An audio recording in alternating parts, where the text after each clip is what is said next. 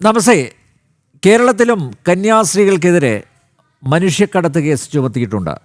2022 LDF സർക്കാരിൻ്റെ കാലത്ത് Thrissur railway സ്റ്റേഷനിൽ ധൻബാദ് ആലപ്പി എക്സ്പ്രസിൽ ഝാർഖണ്ഡിൽ നിന്നുള്ള പ്രായപൂർത്തിയാകാത്ത 3 പെൺകുട്ടികളെ കൊണ്ടുവന്നതുമായി ബന്ധപ്പെട്ട് 2 കന്യാസ്ത്രീകൾക്കെതിരെയാണ് കേസെടുത്തത്.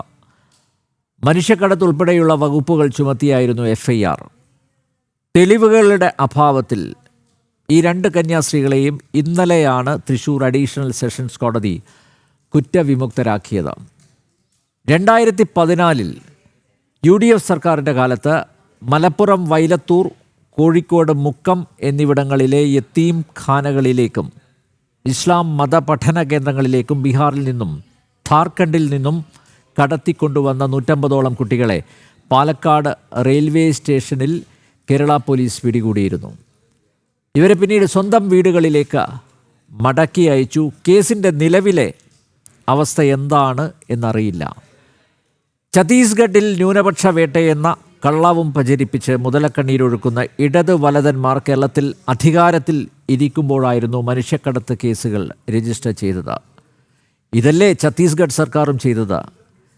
കേരളത്തിൽ കന്യാസ്ത്രീകൾക്കെതിരെ കേസെടുക്കാം, ഒരു കുഴപ്പവുമില്ല. പക്ഷേ ഛത്തീസ്ഗഡിൽ അവർക്കെതിരെ കേസെടുത്താൽ LDFും UDFും പാർലമെൻറ്റിനകത്തും പുറത്തും പ്രതിഷേധിക്കും, ജയിലിൽ പ്രതിനിധി സംഘത്തെ അയക്കും.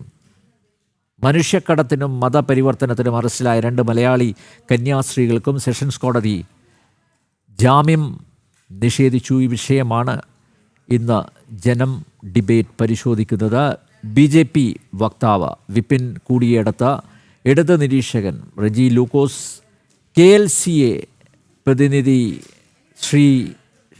അഡ്വക്കേറ്റ് ഷെറി ജെ തോമസ്, സാമൂഹ്യ പ്രവർത്തക സിസ്റ്റർ ജസ്മി എന്നിവർ ചേരുന്നു. എല്ലാ അതിഥികളെയും ഈ സംവാദത്തിലേക്ക് സ്നേഹാദരങ്ങളോടെ സ്വാഗതം ചെയ്യുന്നു. അപ്പം പ്രേക്ഷകരെ, ഞാൻ ഈ സംവാദം സിസ്റ്റർ ജസ്മിയിൽ നിന്ന് ആരംഭിക്കുകയാണ്. സിസ്റ്റർ ജസ്മി, 2 മലയാളി കന്യാസ്ത്രീകളെ ഛത്തീസ്ഗഡിൽ അറസ്റ്റ് ചെയ്തു.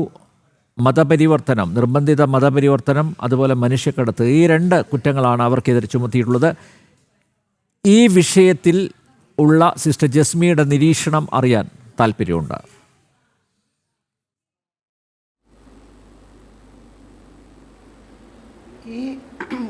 ഈ 2 അപരാധവും അവരുടെ മേൽ ചെലുത്തിയത് അത് നമുക്ക് ഒരു അവിശ്വസനീയമായി തോന്നുന്നുണ്ട്. എൻ്റെ അറിവിൽ കന്യാസ്ത്രീകൾ എന്ന് പറഞ്ഞാൽ ഒരു പൊള്ളയായിട്ടുള്ള, അനുസരിക്കാൻ മാത്രം കടപ്പെട്ടിട്ടുള്ള, അധികാരികൾ പറയുന്നത് അനുസരിച്ചും നിയമങ്ങളൊന്നും പഠിക്കാതെ, ലോക നിയമങ്ങൾ അറിയാതെ, ചിലപ്പോഴൊക്കെ കുറേ പൊട്ടക്കിണറുകളിൽ വീണു പോകുന്ന ഒരുപാട് സംഭവങ്ങൾ ഉണ്ടാകുന്നുണ്ട്. ഇപ്പോൾ ഈ കുട്ടികളെ കൊണ്ടുവരുമ്പോൾ അവർ റെയിൽവേ പ്ലാറ്റ്ഫോം ടിക്കറ്റ് എടുത്തില്ല. അത് അവർക്ക് പഠിപ്പിച്ചു കൊടുക്കേണ്ടതാണ്. അതൊക്കെ നിർബന്ധമുള്ള കാര്യങ്ങളാണ്. അല്ലെങ്കിൽ അവരുടെ കയ്യിൽ ടിക്കറ്റ് ഉണ്ടാവണം, റെയിൽവേ ടിക്കറ്റ് ഉണ്ടാകണം. ഞാൻ കൊച്ചു കൊച്ചു കാര്യങ്ങൾ പറയുക എന്നല്ല, നിയമങ്ങളുടെ വശങ്ങളെക്കുറിച്ച് ഒന്ന് ബോധവതികളല്ല, 2 ഈ അനുസരണവ്രതം എന്ത് അധികാരികൾ പറയണോ അത് ചെയ്യുക. നിഷ്കളങ്കരാണ്, അതേസമയം ഇഗ്നറൻറ്റുമാണ്. ഇവർക്ക് അങ്ങനെ പലപ്പോഴും ഈ തെറ്റിന് അവർ അർഹരാണെന്ന് എനിക്ക് തോന്നുന്നില്ല. കാരണം ഈ സിസ്റ്റേഴ്സ് ഒരു മനുഷ്യക്കടത്ത് നടത്തുന്നവരോ അല്ലെങ്കിൽ ശരിക്കും മതപരിവർത്തനം നടത്തുന്നത് കത്തോലിക്കരോ ക്രിസ്ത്യാനികളോ അല്ല. മിക്കവാറും പ്രൊട്ടസ്റ്റൻറ്റുകാർ കുറേ പേരങ്ങനെ ചെയ്യുന്നുണ്ട്. അപ്പോൾ ക്രിസ്ത്യാനികൾ എന്ന് പറയുമ്പോൾ എല്ലാവരും ഉൾപ്പെടുന്നു എന്ന് തെറ്റിദ്ധരിക്കുന്നതാണ്. അപ്പോൾ ഈ ചാർജുകൾ ഇവരുടെ മേൽ വെച്ചതാണ്. ഈ വ്യക്തികൾ ഒരു രക്തസാക്ഷികളായതുപോലെ ആരൊക്കെയോ ചെയ്ത തെറ്റുകളുടെ പാപഭാരം പേറുന്നത് പോലെ ഞാൻ മുഴുവനും ഇവരെ നിഷ്കളങ്കരാണ് എന്ന് പറയുമ്പോൾ ഇഗ്നറൻസ് ഈസ് ക്രൈം എന്ന് ഞങ്ങളുടെ ഒരു പ്രിൻസിപ്പലിനോട് കോടതിയിൽ വെച്ച് പറഞ്ഞ വാചകം ഞാൻ ഓർക്കുന്നുണ്ട്. Ignorance is crime. അപ്പോൾ ഇഗ്നറൻ്റ് ആണ് എന്ന് പറഞ്ഞ് രക്ഷപ്പെടാൻ പറ്റില്ല ക്രൈമിൽ നിന്ന്, ലോയിൽ നിന്ന്. പക്ഷെ ഇവരുടെ പൊട്ടത്തരം കൊണ്ടെന്ന് കൂടി ഞാൻ പറയാണ്, ഇങ്ങനെ പെട്ടുപോകുന്നുണ്ട്. അല്ലാതെ അത്ര വലിയ തെറ്റ് ചെയ്തവരാണ് ആ 2 സിസ്റ്റേഴ്സ് എന്ന് എനിക്ക് തോന്നുന്നില്ല. കാരണം സിസ്റ്റർമാരുടെ കുറേ ബലഹീനതകൾ അറിയാവുന്നവളാണ് ഞാൻ. ഒരു നിയമവും പഠിക്കില്ല, ഒരു നിയമവും അതിനനുസരിച്ച് നടക്കണമെന്ന് അവർ കെയർലെസ് ആണ് കുറേയൊക്കെ. പിന്നെ അവർക്കറിയാം എന്ത് കേസ് വന്നാലും അധികാരികൾ നോക്കിക്കോളും. അങ്ങനെയൊക്കെയുള്ളൊരു മിഥ്യാബോധവും ഒക്കെ ഉണ്ട്. ലോ പഠിക്കണം, അറിവ് വേണം, അങ്ങനെയുള്ള കാര്യങ്ങളൊന്നുമില്ല. ഇന്നസെൻ്റാണ്. അതിൽ പൊട്ടത്തരവും വരും, ഇഗ്നറൻസായി മാറും. ഈ ഇഗ്നറൻസ് വലിയ പ്രശ്നം ഉണ്ടാക്കും. അത് എത്ര പറഞ്ഞാലും അവർക്ക് മനസ്സിലാവില്ല. ഞാൻ പ്രിൻസിപ്പളായിരിക്കുമ്പോഴും ഞാൻ വൈസ് പ്രിൻസിപ്പളായിരിക്കുമ്പോൾ എൻ്റെ തൊട്ട് മുമ്പുള്ള പ്രിൻസിപ്പൾ ഒരുപാട് നിയമങ്ങൾ തെറ്റിച്ചിട്ടുണ്ട്. അത് പറഞ്ഞാൽ സൈൻ പോലും ഒരു ഇനീഷ്യൽ പോലെ ഇട്ടിട്ട് റെയിൽവേ സ്റ്റേഷനിൽ നിന്ന് സ്പോർട്സ് കുട്ടികൾക്ക് കിട്ടുന്ന ആനുകൂല്യം കിട്ടാണ്ട് പോയി. അവർ വിളിച്ചു പറഞ്ഞു, നിങ്ങളുടെ സിഗ്നേച്ചർ ഇവിടെയുള്ളത് പോലെ അല്ലല്ലോ നിങ്ങൾ ഇട്ടിരിക്കണേ. അപ്പോൾ പ്രിൻസിപ്പൽ പറഞ്ഞു, ഞാൻ തന്നെ സൈൻ ഇട്ടേ എന്ന് പറഞ്ഞു. പക്ഷെ പറഞ്ഞിട്ട് കാര്യമില്ല, ആ സൈൻ ഞങ്ങളുടെ കയ്യിലുള്ള സൈൻ പോലെയല്ല. ഞാൻ ഒരുപാട് പ്രാവശ്യം പറഞ്ഞു, സിസ്റ്ററെ ശരിക്കുള്ള സൈൻ ഇടുക, ഇനീഷ്യൽ എല്ലാം ഇടണ്ടേ. അപ്പോൾ സിസ്റ്റർ എൻ്റെ കൈ വേദന എടുക്കുകയാണ്, ജസ്മിക്ക് അത് പറഞ്ഞാൽ മനസ്സിലാവില്ല. അങ്ങനെയുള്ള ഒരു പ്രിൻസിപ്പലാണ് ഈ പറയുന്നത്. നിയമങ്ങൾ ഒന്നും അത് ശരിയായിട്ട് ചിന്തിക്കില്ല. ഞാനിത് നീട്ടി പറയുകയല്ല, നിങ്ങൾക്ക് ആ ഒരു രണ്ട് സിസ്റ്റേഴ്സിൻ്റെ ആ ഇഗ്നറൻസും ഇന്നസെൻസും ഒന്ന് മനസ്സിലാക്കാൻ വേണ്ടി കൂടി ഞാൻ പറയുകയാണ്. അവർ കുറ്റാരോപിതരായപ്പോഴാണ് നമുക്ക് സങ്കടം വരുന്നത്. കുറ്റം ചെയ്തവർ കുറ്റാരോപിതരാകുമ്പോൾ നമ്മൾ ആരും അവരെ രക്ഷിക്കാൻ ഇറങ്ങാറില്ല. പക്ഷേ ഇവരൊക്കെ ഈ പെട്ടുപോകുന്നവരും ഇവർ അറിവില്ലായ്മ കൊണ്ട് ചെന്ന് കുഴിയിൽ വീഴുന്നതും. പക്ഷേ എനിക്ക് ഇത്തരം അനുഭവങ്ങൾ ഉണ്ടാകുമ്പോൾ ഇനിയെങ്കിലും ഈ സിസ്റ്റേഴ്സും അച്ഛന്മാരും ഒക്കെ അലേർട്ടാവണം. രാജ്യ നിയമങ്ങളനുസരിച്ച് കടുകിട വ്യത്യാസമില്ലാതെ അത് അനുസരിക്കണം. അല്ലാതെ എൻ്റെ അധികാരികൾ എന്നെ രക്ഷിച്ചോളും എന്ന് പറഞ്ഞ് ഇവർ തെറ്റ് ചെയ്തതായിട്ട് എനിക്ക് മനസ്സിലായിടത്തോളം ഞാൻ വിശ്വസിക്കുന്നില്ല. കാരണം സിസ്റ്റർ ജസ്മി ഒരു കാര്യത്തിൽ വ്യക്തത വേണം. സിസ്റ്റർ ജസ്മി, ഈ മനുഷ്യക്കടത്ത് അതുപോലെ നിർബന്ധിത മതപരിവർത്തനം ഇതൊക്കെ നടക്കുന്നില്ലേ? ഇപ്പം ഛത്തീസ്ഗഡിലെ കാര്യം വിടൂ, ഇവിടെ കേരളത്തിൽ തന്നെ ഇതൊക്കെ വളരെ രഹസ്യമായി നടക്കുന്നില്ലേ? അതൊരു യാഥാർത്ഥ്യമല്ലേ? അത് മറച്ചു വെക്കാൻ പറ്റുമോ? ഞാൻ പറയുന്നത് ഈ മതപരിവർത്തനം 90% ചെയ്യുന്നത് പ്രൊട്ടസ്റ്റന്റ് വിഭാഗമാണ്. അത് കാത്തലിക്സും ക്രിസ്ത്യൻസും അല്ല. പക്ഷേ നിങ്ങൾക്ക് ഇത് പ്രൊട്ടസ്റ്റൻസ് ആണോ, സെവൻത്ത് ഡേ ആണോ, അല്ലെങ്കിൽ ഇത് പ്രൊട്ടസ്റ്റന്റ് ഗ്രൂപ്പാണോ എന്ന് നിങ്ങൾക്കറിയില്ല. നിങ്ങൾ പുറമെ നിന്ന് നോക്കുമ്പോൾ ഒക്കെ ജീസസിൻ്റെ പേര് പറയുന്നവർ ക്രിസ്ത്യാനികൾ അങ്ങനെ അറിയുള്ളൂ. പക്ഷേ കുറ്റം എപ്പോഴും മേൽക്ക് വീഴുന്നത് ഈ ക്രിസ്ത്യാനികളുടെയും കാത്തലിക്സിൻ്റെയും. അവരിൽ വളരെ കുറച്ച് പേര് രഹസ്യമായും ഒക്കെ ഒരു മതപരിവർത്തനമൊക്കെ നടക്കുന്നുണ്ട്. അതിന് ഒരു എക്സാമ്പിൾ ഞാൻ പറഞ്ഞാൽ നീണ്ടുപോകുമോ? അതായത് ഒരു വണ്ടിയിൽ സിസ്റ്റേഴ്സ് കൊണ്ടുപോയിരുന്നു, ഛത്തീസ്ഗഡിൽ ആണെന്നാണ് ഞാൻ കേട്ടത്. ഇന്ന് ഞാനൊരു ചർച്ചയിൽ അറിഞ്ഞതാണ്. അവർ കുട്ടികളെയും കൊണ്ട് പോകുമ്പോൾ വണ്ടി ബ്രേക്ക് ഡൗൺ ആയി. അപ്പോൾ ആ സിസ്റ്റേഴ്സ് പറഞ്ഞു, എല്ലാവരും അവരവരുടെ ദൈവങ്ങളെ വിളിച്ച് പ്രാർത്ഥിച്ചോളാൻ പറഞ്ഞു. അപ്പോൾ ഓരോരുത്തരും ഓർക്കൊക്കെ പ്രാർത്ഥന ചൊല്ലാൻ തുടങ്ങി. അപ്പോഴൊന്നും വണ്ടി ശരിയായില്ല. അവസാന സിസ്റ്റേഴ്സ് പറഞ്ഞു, ഞങ്ങൾ ജീസസിനെ വിളിച്ച് നമുക്ക് പ്രാർത്ഥിക്കാം. അപ്പോൾ കുട്ടികളാന്ന് പറഞ്ഞു. ആ പ്രാർത്ഥിച്ച നേരത്തെ എന്തോ നിമിത്തം കൊണ്ട് വണ്ടി സ്റ്റാർട്ടായി. ഈ പിള്ളേരെല്ലാവരും വീട്ടിൽ പോയി പറഞ്ഞു, ജീസസിനോട് പ്രാർത്ഥിച്ചിട്ടേ കാര്യമുള്ളൂ, അപ്പോഴേ വണ്ടി സ്റ്റാർട്ടായുള്ളൂ. അത് വലിയൊരു കലാപം ഉണ്ടാക്കിയെന്നാണ് പറയണത്. വീട്ടുകാർ മുഴുവനും വന്ന് സിസ്റ്റേഴ്സിനെ വഴക്ക് പറഞ്ഞു പറഞ്ഞു. ഇത്തരം കാര്യങ്ങളും കൂടി വരുമ്പോഴും അറിഞ്ഞോ അറിയാതെയോ ജീസസ് എന്ന് പറഞ്ഞ് അത് അവരുടെ ഉള്ളിലൂടെ വരുന്നുണ്ടാവും. എല്ലാവരും പറയൂല അവരുടെ മതമാണ് ഏറ്റവും നല്ലതെന്ന്. എല്ലാവർക്കും അവരുടെ മതം ഏറ്റവും നല്ലത്. ഏത് മതസൗഹാർദ്ദത്തിനും ആര് പറഞ്ഞാലും സ്നേഹമാണ്, എല്ലാ മതവും നല്ലതാണെന്ന് പറഞ്ഞാലും but some are equal, but others are more equal, some are more equal എന്ന് പറയുന്ന പോലെ, all are equal, some are more equal എന്ന് പറഞ്ഞ പോലെ ആ ധ്വനി അവിടെ ഉണ്ടാവും, ഞങ്ങളുടെ മതം നല്ലതെന്ന്. ആ ഒരു ചിന്ത സിസ്റ്റേഴ്സിനും അച്ഛന്മാർക്കും ധാരാളം ഉണ്ടാകും, അത് ഉറപ്പാണ്. പക്ഷെ എല്ലാം ചെയ്യുന്നവരല്ല ശിക്ഷിക്കപ്പെടുന്നത് എന്നുള്ളൊരു സങ്കടമുണ്ട്.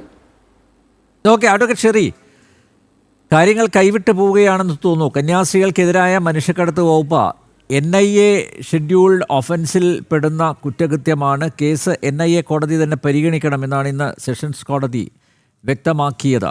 NIA ചട്ടം 2008 പ്രകാരമാണ് നടപടി. അന്തർ സംസ്ഥാന മനുഷ്യക്കടത്ത് ആരോപണമുയർന്നതിനാൽ ആഴത്തിലുള്ള പരിശോധന വേണം എന്നാണ് സെഷൻസ് കോടതിയുടെ നിരീക്ഷണം. സെക്ഷൻ 143 ചുമത്തിയതോടെ കേസ് വിവരങ്ങൾ NIAക്ക് കൈമാറിയിട്ടുണ്ട് പോലീസ്. സർക്കാരോ കോടതിയോ ആവശ്യപ്പെട്ടാൽ NIA കേസ് ഏറ്റെടുക്കാനുള്ള സാധ്യതയും കാണുന്നു. അഡ്വക്കേറ്റ് ഷെറി, താങ്കൾക്ക് കേൾക്കാം എന്നാണ് ഞാൻ കരുതുന്നത്. അഡ്വക്കേറ്റ് ഷെറി, ഒരു പക്ഷേ ഈ കേസിൽ NIA അന്വേഷണം വരാനുള്ള സാധ്യതയുണ്ട്. NIA ചട്ടം 2008 പ്രകാരമാണ് നടപടി. അന്തർസംസ്ഥാന മനുഷ്യക്കടത്ത് ആരോപണം ഉള്ളതിനാൽ ആഴത്തിലുള്ള പരിശോധന വേണം എന്നാണ് സെഷൻസ് കോടതിയുടെ നിരീക്ഷണം. സെക്ഷൻ 143 ചുമത്തിയതോടെ കേസിൻ്റെ വിവരങ്ങൾ, ഡീറ്റെയിൽസ് പോലീസ്, ഛത്തീസ്ഗഡ് പോലീസ് NIAക്ക് കൈമാറിയിട്ടുണ്ട്. സർക്കാരോ കോടതിയോ നിർദ്ദേശിച്ചാൽ NIA കേസ് ഏറ്റെടുക്കും. BNS 143 പ്രകാരമുള്ള കേസ് NIA നിയമത്തിന് കീഴിൽ അന്വേഷിക്കാം. NIA നിയമത്തിലെ ഷെഡ്യൂൾ 8B ദേശീയ അന്വേഷണ ഏജൻസിക്ക് ഇതിന് അധികാരം നൽകുന്നുണ്ട്. അഡ്വക്കേറ്റ് ഷെറി, NIA അന്വേഷണം കൂടി വന്നു കഴിഞ്ഞാൽ കാര്യങ്ങൾ കുഴപ്പത്തിലാകുമോ? അതോ ഈ 2 മലയാളി കന്യാസ്ത്രീകളുടെയും നിരപരാധിത്വം ബോധ്യപ്പെടുത്താൻ സാധിക്കുമോ?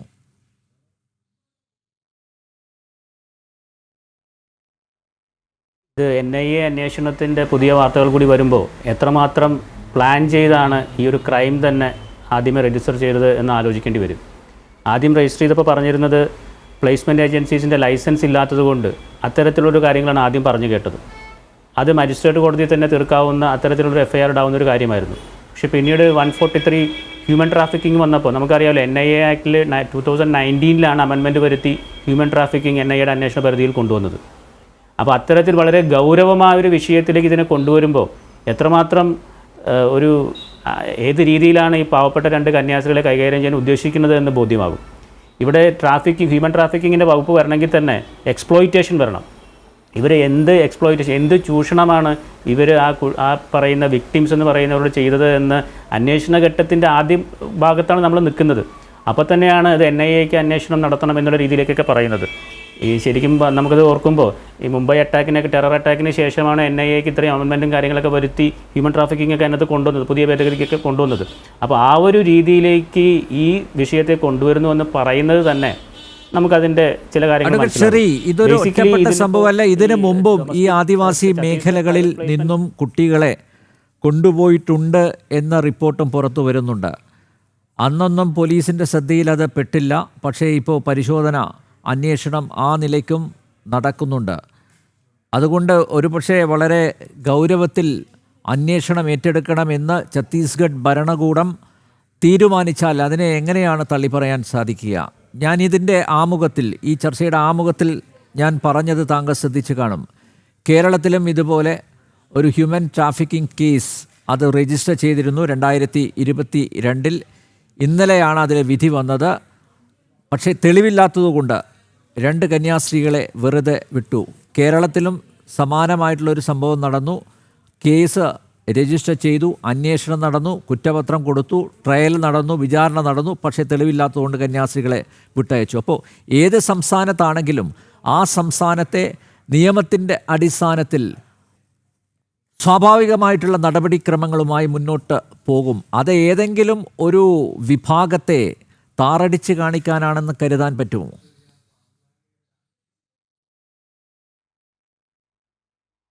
അങ്ങനെയില്ല. നിയമപരമായിട്ട് എല്ലാ കാര്യങ്ങളും നടക്കട്ടെ, നിയമവിധേയമായിട്ട് തന്നെ എല്ലാ പൗരന്മാരും ജീവിക്കണം.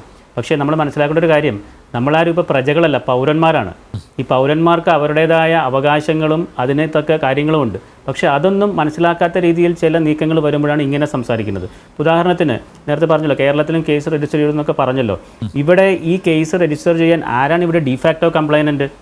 ഈ പരാതി കൊടുത്തത് തന്നെ ഈ പറയുന്ന വിക്ടിംസിൻ്റെ ആളുകൾ ഒന്നുമല്ലല്ലോ. ശരിക്കും കേസ് എടുക്കാൻ വേണ്ടി ആർക്ക് വേണമെങ്കിലും പരാതി കൊടുക്കാം, ശരിയാണ്. പരാതി കൊടുത്തത് ഒരു സംഘടനയുടെ ആളുകളാണ്. ആ സംഘടനയുടെ ആളുകൾ കൊടുത്ത പരാതി എന്തായിരുന്നു? കൺവേർഷനെ പറ്റിയുള്ള പരാതിയാണ്. ഇപ്പോൾ അത് മാറി ഹ്യൂമൻ ട്രാഫിക്കിങ്ങിലേക്ക് വന്നു. ട്രാഫിക്കിങ്ങിലേക്ക് വരണമെങ്കിൽ എന്ത് എക്സ്പ്ലോയിറ്റേഷൻ, എന്ത് ചൂഷണമാണ് ഇവർ ആ വിക്ടിംസ് എന്ന് പറയുന്ന ആളുകൾക്കെതിരെ നടത്തിയെന്ന് എവിടെ അന്വേഷണം വന്നിട്ടുള്ളത്? എവിടെയാണ് അതിൻ്റെ രേഖ പുറത്തു വന്നിട്ടുള്ളത്? കഴിഞ്ഞ ദിവസങ്ങളിൽ മീഡിയയിലൂടെ തന്നെ കണ്ടതല്ലേ, ആരാണ് ഇവിടെ ചോദ്യം ചെയ്യാൻ വേണ്ടിയുള്ള കാര്യങ്ങളൊക്കെ ഒരുക്കുന്നതെന്ന്, ആരാണ് ചോദ്യങ്ങൾ പറഞ്ഞു കൊടുക്കുന്നതെന്ന്. ഇതൊക്കെ പോലീസ് നോക്കി നിൽക്കുമ്പോഴാണ്. അപ്പം അതിനർത്ഥം ഒരു ഇൻവെസ്റ്റിഗേറ്റിംഗ് ഏജൻസി ഒരു FIR രജിസ്റ്റർ ചെയ്തതിന് ശേഷം അതിൻ്റെ പ്രിലിമിനറി ഘട്ടമാണ് ഇപ്പോൾ. ആദ്യഘട്ടത്തിലുള്ള അന്വേഷണമാണ് നടന്നുകൊണ്ടിരിക്കുന്നത്. ആ ഘട്ടത്തിൽ അന്വേഷണം നടക്കുമ്പോൾ തന്നെ ഈ ഹ്യൂമൻ ട്രാഫിക്കിംഗ് എന്ന് പറയുന്ന BNSലെ ഒരു വകുപ്പ് NIA അന്വേഷണത്തിന് വേണമെങ്കിൽ വരാം എന്നുള്ളത് കൊണ്ട് ആ ഒരു ഗൗരവം വരുന്നതിന് വേണ്ടി അവർക്ക് ജാമ്യം നിഷേധിക്കുന്നതിന് വേണ്ടി NIA കോടതിയിൽ തന്നെ ഇനി ജാമ്യാപേക്ഷ കൊടുക്കണം. അങ്ങനെയൊക്കെയുള്ള ഒരു പ്രൊസീജിയറിലേക്ക് കൊണ്ടുപോകുമ്പോൾ അതൊക്കെ നിയമവിധേയമായിട്ട് തന്നെ നടക്കട്ടെ. ഇങ്ങനെ വരുന്നു എന്നതിലേക്കാണ് ചർച്ച പോകുന്നത്. ഇവിടെ അത് നിയമമാണ്, ശരിയാണ്. NIA അന്വേഷണം വരുന്നെങ്കിൽ ആ NIAയുടെ ജൂറിസ്ഡിക്ഷൻ വരുന്ന കോടതിയിലായിരിക്കണം ജാമ്യാപേക്ഷ പരിഗണിക്കേണ്ടത്, അങ്ങനെ പറയാം. പക്ഷേ എപ്പോഴാണ് NIA അന്വേഷണം വന്നത്? NIA അന്വേഷണം വരണം എന്നുള്ള രീതിയിലേക്കുള്ള എന്ത് പ്രൊസീഡിങ്സാണ് നടന്നിട്ടുള്ളത്? എന്ത് അഡീഷണൽ റിപ്പോർട്ടാണ് പോലീസ് ചെയ്തിട്ടുള്ളത്? ആകെ ചെയ്തത് എന്താണ്? FIR രജിസ്റ്റർ ചെയ്തു. FIR രജിസ്റ്റർ ചെയ്യുമ്പോൾ 143 എന്ന വകുപ്പ് വന്നതുകൊണ്ട് മാത്രം, ഹ്യൂമൻ ട്രാഫിക്കിംഗ് എന്ന വകുപ്പ് വന്നതുകൊണ്ട് മാത്രം നേരെ NIAക്ക് പോകുന്ന ഒരു ഘട്ടത്തിലല്ലല്ലോ നമ്മൾ സംസാരിക്കുന്നത്. ഇതിൻ്റെ ആദ്യഘട്ട അന്വേഷണത്തിൽ എന്ത് എക്സ്പ്ലോയിറ്റേഷൻ എന്നുള്ള വാക്ക് വന്നാൽ മാത്രമേ ഹ്യൂമൻ ട്രാഫിക്കിംഗ് എന്നുള്ള വകുപ്പ് നിൽക്കുള്ളൂ. അങ്ങനെ വരുമ്പോൾ എന്ത് ചൂഷണം ചെയ്തുകൊണ്ടാണ്, ഇവർ പ്രായപൂർത്തിയായ ആളുകളല്ലേ, അപ്പോൾ എന്ത് ചൂഷണമാണ്, അത്തരത്തിൽ എന്ത് മൊഴിയാണ് അവരുടെ ഉള്ളത് എന്നൊക്കെ അന്വേഷിച്ചിട്ട് വേണം ഈ പറഞ്ഞ രീതിയിലേക്ക് പോകാനാണ് ഞാൻ മനസ്സിലാക്കുന്നത്. ഏതാണെങ്കിലും ഇതിനൊരു ഗൗരവമുള്ളൊരു വിഷയമാക്കി മാറ്റി അങ്ങനെ ഭീകരാന്തരീക്ഷം സൃഷ്ടിച്ച്, മുമ്പ് സ്റ്റാൻസാമിയെ പോലുള്ള ആളുകളുടെ ഓർമ്മയുണ്ടാവും എല്ലാവർക്കും. അപ്പോൾ അത്തരത്തിലൊരു ഭീകരാന്തരീക്ഷം സൃഷ്ടിക്കുന്ന തരത്തിലേക്ക് പോകുന്നത് ശരിയല്ല. ഇവർക്ക് ആവശ്യമായ നിയമസഹായം നൽകാനും അവർക്ക് ആവശ്യമായ അവരുടെ അവകാശങ്ങൾ സംരക്ഷിക്കാനും ഒക്കെ സാഹചര്യം ഉണ്ടാവണം. ഇത് പ്രതികൾ, ആരോപണം മാത്രമല്ലേ, അക്യൂസ്ഡ് അല്ലേ, കൺവിക്റ്റഡ് അല്ലല്ലോ, കൺവിക്സ് ആയിട്ടില്ലല്ലോ അവരൊന്നും. അപ്പോൾ ആ ഒരു ഘട്ടത്തിൽ 2 സ്ത്രീകൾ എന്ന പരിഗണനയിൽ, കന്യാസ്ത്രീകൾ എന്ന പരിഗണനയിൽ അവർക്ക് കൊടുക്കാവുന്ന നിയമപരമായ എല്ലാ കാര്യങ്ങളും കൊടുക്കണം. അതിന് ഇങ്ങനെ ആരെങ്കിലുമൊക്കെ ഇപ്പം NIA പോലുള്ള സംവിധാനങ്ങൾ വരുന്നു, അതുകൊണ്ട് ടെക്നിക്കലി ഇനി അവിടെ ആയിരിക്കണം ജാമ്യം എന്നൊക്കെ പറയുന്ന രീതി കാണുമ്പോൾ തന്നെ എന്താണ് ഇതുകൊണ്ട് ഉദ്ദേശിക്കുന്നത് എന്ന് ബോധ്യമാകും എന്നാണ് ഞാൻ പറഞ്ഞത്. മാത്രമല്ല, ആരാണ് പരാതിക്കാർ? ഇത് ആരാണ് ആദ്യം മൂവ് ചെയ്തത് പരാതി? അവർക്ക് ഇങ്ങനൊരു പരാതി ഇല്ലല്ലോ, അവർ കൺവേർഷൻ അല്ലേ പറഞ്ഞത്, അവർ ട്രാഫിക്കിംഗ് അല്ലല്ലോ പറഞ്ഞത്. അപ്പോൾ അത്തരത്തിലുള്ള കാര്യങ്ങളിലേക്ക് പോകുമ്പോൾ തികച്ചും സംശയാസ്പദമായിട്ട് തന്നെ കാണേണ്ടി വരും എന്നാണ് സൂചിപ്പിക്കാനുള്ളത്. യെസ്, ശ്രീ വിപിൻ, ആർക്കാണ് പരാതിയിൽ മതപരിവർത്തനം, നിർബന്ധിത മതപരിവർത്തനം ആണ് പരാമർശിച്ചത്. പിന്നീട് അത് മനുഷ്യക്കടത്തായി മാറുന്നു, കൂടുതൽ സങ്കീർണമാക്കുന്നു. ഇപ്പോഴിതാ NIA അന്വേഷണത്തിലേക്ക് കാര്യങ്ങൾ ചെന്നെത്തിക്കുന്നു. അപ്പോൾ കൃത്യമായിട്ടുള്ള ഒരു തിരക്കഥയുടെ അടിസ്ഥാനത്തിലാണ് ഛത്തീസ്ഗഡിൽ മലയാളി കന്യാസ്ത്രീകളെ അവരെ ജയിലിൽ നിന്ന് മോചിപ്പിക്കാതിരിക്കാനുള്ള എല്ലാ അണിയറ ശ്രമങ്ങളും നടക്കുന്നുണ്ട് എന്നുള്ളൊരു ആക്ഷേപമാണ് ഇപ്പോൾ ഉയർന്നിരിക്കുന്നത്. എന്തെങ്കിലും വാസ്തവമുണ്ടോ ഇതിൽ, ശ്രീ വിപിൻ? പൂർണ്ണമായിട്ടും ഒരു സത്യക്രിസ്ത്യാനി എന്ന രീതിയിൽ അഡ്വക്കേറ്റിന് ഇത്രയും നുണ പറയാൻ എങ്ങനെ സാധിക്കണമെന്ന് എനിക്ക് മനസ്സിലാവുന്നില്ല. കാരണം ഈ BJP ആണോ ഗൂഢാലോചന നടത്തിയത്? BJP ആണോ ഈ ആളുകളെ കൊണ്ടുവന്നത്? BJP ആണോ ഈ കുട്ടികളെ കൊണ്ടുവന്നത്? BJP ആണോ പരാതി കൊടുത്തത്? ഒന്നും BJP അല്ല. BJP ഇതിനകത്ത് എന്ത് ഗൂഢാലോചന നടത്തി, എന്ത് തിരക്കഥ എഴുതി? ഇതിലിപ്പോൾ നടക്കുന്നത് ഈ പാവപ്പെട്ട ഈ സിസ്റ്റർമാർ ഈ ഒരു എന്താ പറയുക നിയമപരമായ കുരുക്കിൽപ്പെട്ടപ്പോൾ അവിടുന്ന് മുതലാണ് ഇതിൻ്റെ തിരക്കഥ ആരംഭിക്കുന്നത്. അല്ല, അത് നിങ്ങൾ BJP ആണ് ഉന്നയിക്കുന്നത്. നിങ്ങളടക്കമുള്ള മുഴുവൻ ആളുകളും ഇതിൻ്റെ ഒരറ്റത്ത് കൊണ്ടുപോയി കെട്ടാൻ ആഗ്രഹിക്കുന്നത് BJP ആണ്. നടക്കുന്ന തിരക്കഥ ഈ സിസ്റ്റർമാർ ജയിലിൽ നിന്ന് ഇറങ്ങാതിരിക്കാനുള്ള തിരക്കഥയാണ് നടന്നുകൊണ്ടിരിക്കുന്നത്. നിങ്ങൾ ഞാൻ സംസാരിക്കട്ടെ. നിങ്ങൾ ഇതിനകത്ത് ചെയ്യുന്നത് ഇപ്പോൾ ഒരു തിരക്കഥ ഉണ്ടാക്കി ആ തിരക്കഥയുടെ അടിസ്ഥാനത്തിൽ ഈ സിസ്റ്റർമാരെ ജയിലിൽ നിന്ന് ഇറക്കാതിരിക്കാനുള്ള തിരക്കഥ ആടി തമർക്കുകയാണ് നിങ്ങൾ ചെയ്യുന്നത്. അറിഞ്ഞോ അറിയാതെയോ നിങ്ങളടക്കമുള്ള എല്ലാവരും അതിലൊരു പ്രധാന പങ്ക് വഹിക്കുന്നുണ്ട്. ഞാൻ പറയട്ടെ, എന്താണ് ഈ കേസ്? ആരാണ് പരാതിക്കാർ എന്നാണ് ചോദിച്ചത്. ഈ കുട്ടിയുടെ മൊഴിയുണ്ടല്ലോ, നമ്മൾ ഒരു നീതിന്യായ സിസ്റ്റമുള്ള രാജ്യമല്ലേ. ഒരു കുട്ടി ഈ കൊടുത്ത മൊഴി ഞങ്ങളാരുമല്ലല്ലോ അത് റിപ്പോർട്ട് ചെയ്തത്. അത് റിപ്പോർട്ട് ചെയ്തത് ഞങ്ങളുമായിട്ട് ബന്ധപ്പെട്ട ഒരാളല്ല. പോലീസ് കിട്ടിയ മൊഴി കുട്ടി കൊടുത്ത മൊഴിയാണ്. ആ മൊഴിയുടെ അടിസ്ഥാനത്തിലാണ് ഈ കേസ് ഉണ്ടാവുന്നത്. ആ മൊഴിയുടെ അടിസ്ഥാനത്തിലാണ് ഹ്യൂമൻ ട്രാഫിക് ചാർജ് ചെയ്യുന്നത്. ഇപ്പോൾ പുതിയ ന്യായസംഹിത വന്നതിന് ശേഷം, BNS വന്നതിന് ശേഷം ഷെഡ്യൂൾഡ് ക്രൈമിൽ പെടുത്തിയത് കൊണ്ട് സ്വാഭാവികമായിട്ട് ഇത് NIAയിലേക്ക് പോവും. ഇത് സ്വാഭാവികമായിട്ട് പോകുന്നതാണ്. ഇപ്പോൾ മണി ലോണ്ടറിങ് കേസ് ഉണ്ടായിക്കഴിഞ്ഞാൽ അത് സ്വാഭാവികമായിട്ടും EDയിലേക്ക് പോകും എന്ന് പറഞ്ഞ പോലെ ഹ്യൂമൻ ട്രാഫിക് എന്നുള്ളത് ഷെഡ്യൂൾഡ് ക്രൈമിൽ പെടുത്തിയത് കൊണ്ട് സ്വാഭാവികമായിട്ട് NIAയിലേക്ക് പോകുന്നതാണ്. അത് എവിടെ BJPയുടെ ഗൂഢാലോചന? BJP ന്യായ സംഹിതയിൽ ഈ ഷെഡ്യൂൾഡ് ക്രൈം ഉൾപ്പെടുത്തുന്ന സമയത്ത് ഇങ്ങനെ ഒരു കുറ്റകൃത്യം ഇവർ ചെയ്യുന്ന പ്രതീക്ഷിച്ചിട്ടാണ് അത് ഉൾപ്പെടുത്തുന്നത്. അപ്പോൾ എന്ത് ഗൂഢാലോചനയാണ് ഞങ്ങൾ ചെയ്തിട്ടുള്ളത്? പിന്നെ നിങ്ങൾ മനസ്സിലാക്കേണ്ടത് സമാനമായ സംഭവം കേരളത്തിലുണ്ടായി. ഈ സമാനമായ സംഭവം കേരളത്തിൽ 2022 ഉണ്ടായപ്പോൾ നിങ്ങൾ ഈ ആരോപണമൊന്നും ഉന്നയിച്ചില്ലോ. കേരളത്തിൽ പിണറായി വിജയൻ്റെ പോലീസ് സമാനമായ കേസ് ഇവിടുത്തെ ക്രിസ്ത്യൻ സഭയിൽ 2 കന്യാസ്ത്രീകൾക്ക് എതിരെ ഉപയോഗിച്ചപ്പോൾ നിങ്ങളുടെ നിയമം, നിങ്ങളുടെ ഈ ഗൂഢാലോചന പദ്ധതി എവിടെയായിരുന്നു? നിങ്ങൾ എന്തെങ്കിലും ഗൂഢാലോചന അവിടെ ഉന്നയിച്ചോ? അതിനു മുമ്പ് 2019 എൻ്റെ പ്രിയ സുഹൃത്ത് കേൾക്കണം, 2019 ഇതേ തൃശ്ശൂർ റെയിൽവേ സ്റ്റേഷനിൽ നിങ്ങളെല്ലാവരും രാവിലെ വായിക്കുന്ന മലയാള മനോരമ റിപ്പോർട്ട് ചെയ്തിട്ടുണ്ട്. 2019 ഇതുപോലെ 11 പെൺകുട്ടികളെ തൃശ്ശൂർ റെയിൽവേ പോലീസ് ഇതുപോലെ മതിയായ രേഖകളില്ലാതെ ചോദ്യം ചെയ്തു. എന്തായിരുന്നു അവരുടെ ഒഫൻസ്? ആധാർ രേഖയിൽ 18 വയസ്സ് എഴുതി 18 വയസ്സ് എന്ന് കാണിച്ചു, എന്നാൽ യഥാർത്ഥത്തിൽ 18 വയസ്സായിട്ടുണ്ടായിരുന്നില്ല. ഈ പിണറായി വിജയൻ്റെ CWC ആണ്, ഞങ്ങളുടെ CWC അല്ല, പിണറായി വിജയൻ്റെ CWC ആണ് അന്ന് പരാതി കൊടുത്തത്. അന്ന് ഈ 11 പെൺകുട്ടികളെ കൊണ്ടുവന്ന് തൃശ്ശൂരത്ത് 5 മഠങ്ങളിലേക്കാണെന്ന് പറഞ്ഞ് ആ 5 മഠങ്ങളിലെ പ്രതിനിധികളെ വിളിച്ചു വരുത്തി പോലീസ് നടപടി സ്വീകരിച്ച് കൊണ്ടുവന്ന ഏജന്റിനെതിരെ കേസെടുത്തു. അത് ഞങ്ങൾ പറഞ്ഞു പിണറായി വിജയൻ നടത്തി ഗൂഢാലോചന എന്ന് ഞങ്ങൾ പറഞ്ഞു. നിങ്ങൾ പറഞ്ഞു പിണറായി വിജയൻ്റെ ഗൂഢാലോചനയാണെന്ന്. ഈ 2022 നോൺ ബെയിലബിൾ ഒഫൻസ് ചേർത്ത് നിങ്ങൾ ഈ പാവപ്പെട്ട ക്രിസ്ത്യൻ സഹോദരികളെ 3 വർഷം നിങ്ങൾ കോടതി കയറ്റിയില്ലേ? ഇപ്പോൾ ആ കോടതിയിലേക്ക് വിധി വന്നപ്പോൾ നിങ്ങൾ പറയുന്നുണ്ടോ കള്ളക്കേസാണെന്ന് നിങ്ങൾ പറഞ്ഞോ? നിങ്ങൾ എപ്പോഴെങ്കിലും ഈ മിസ്റ്റർ വക്കീൽ എപ്പോഴെങ്കിലും നിങ്ങൾ പറഞ്ഞോ അത് കള്ളക്കേസാണെന്നുള്ളത്? ഇപ്പോഴും നിങ്ങൾ പറയാൻ നിങ്ങൾ തയ്യാറാവുന്നുണ്ടോ? ഇവിടെ പിണറായി വിജയൻ സർക്കാർ എടുത്തത് കള്ളക്കേസാണ്, ഞങ്ങളെ കള്ളക്കേസിൽ കുടുക്കിയെന്ന് നിങ്ങൾ പറയാൻ തയ്യാറാവുന്നുണ്ടോ? അപ്പം നിങ്ങളൊക്കെ ഒരു വശത്തേക്ക് മാത്രം എന്താ പറയുക ചിന്തിക്കുന്ന ആൾക്കാരാണ്. നിങ്ങൾക്ക് ഇടതുവശത്തേക്കുള്ളത് മാത്രമാണ് കാണുള്ളൂ, വലതുവശത്തേക്കുള്ളത് നിങ്ങൾ ചിലപ്പോൾ പലപ്പോഴും കാണാൻ മറക്കുന്നുണ്ട്. BJP ഇതിനകത്ത് ഒരു ഗൂഢാലോചന നടത്തിയിട്ടില്ല.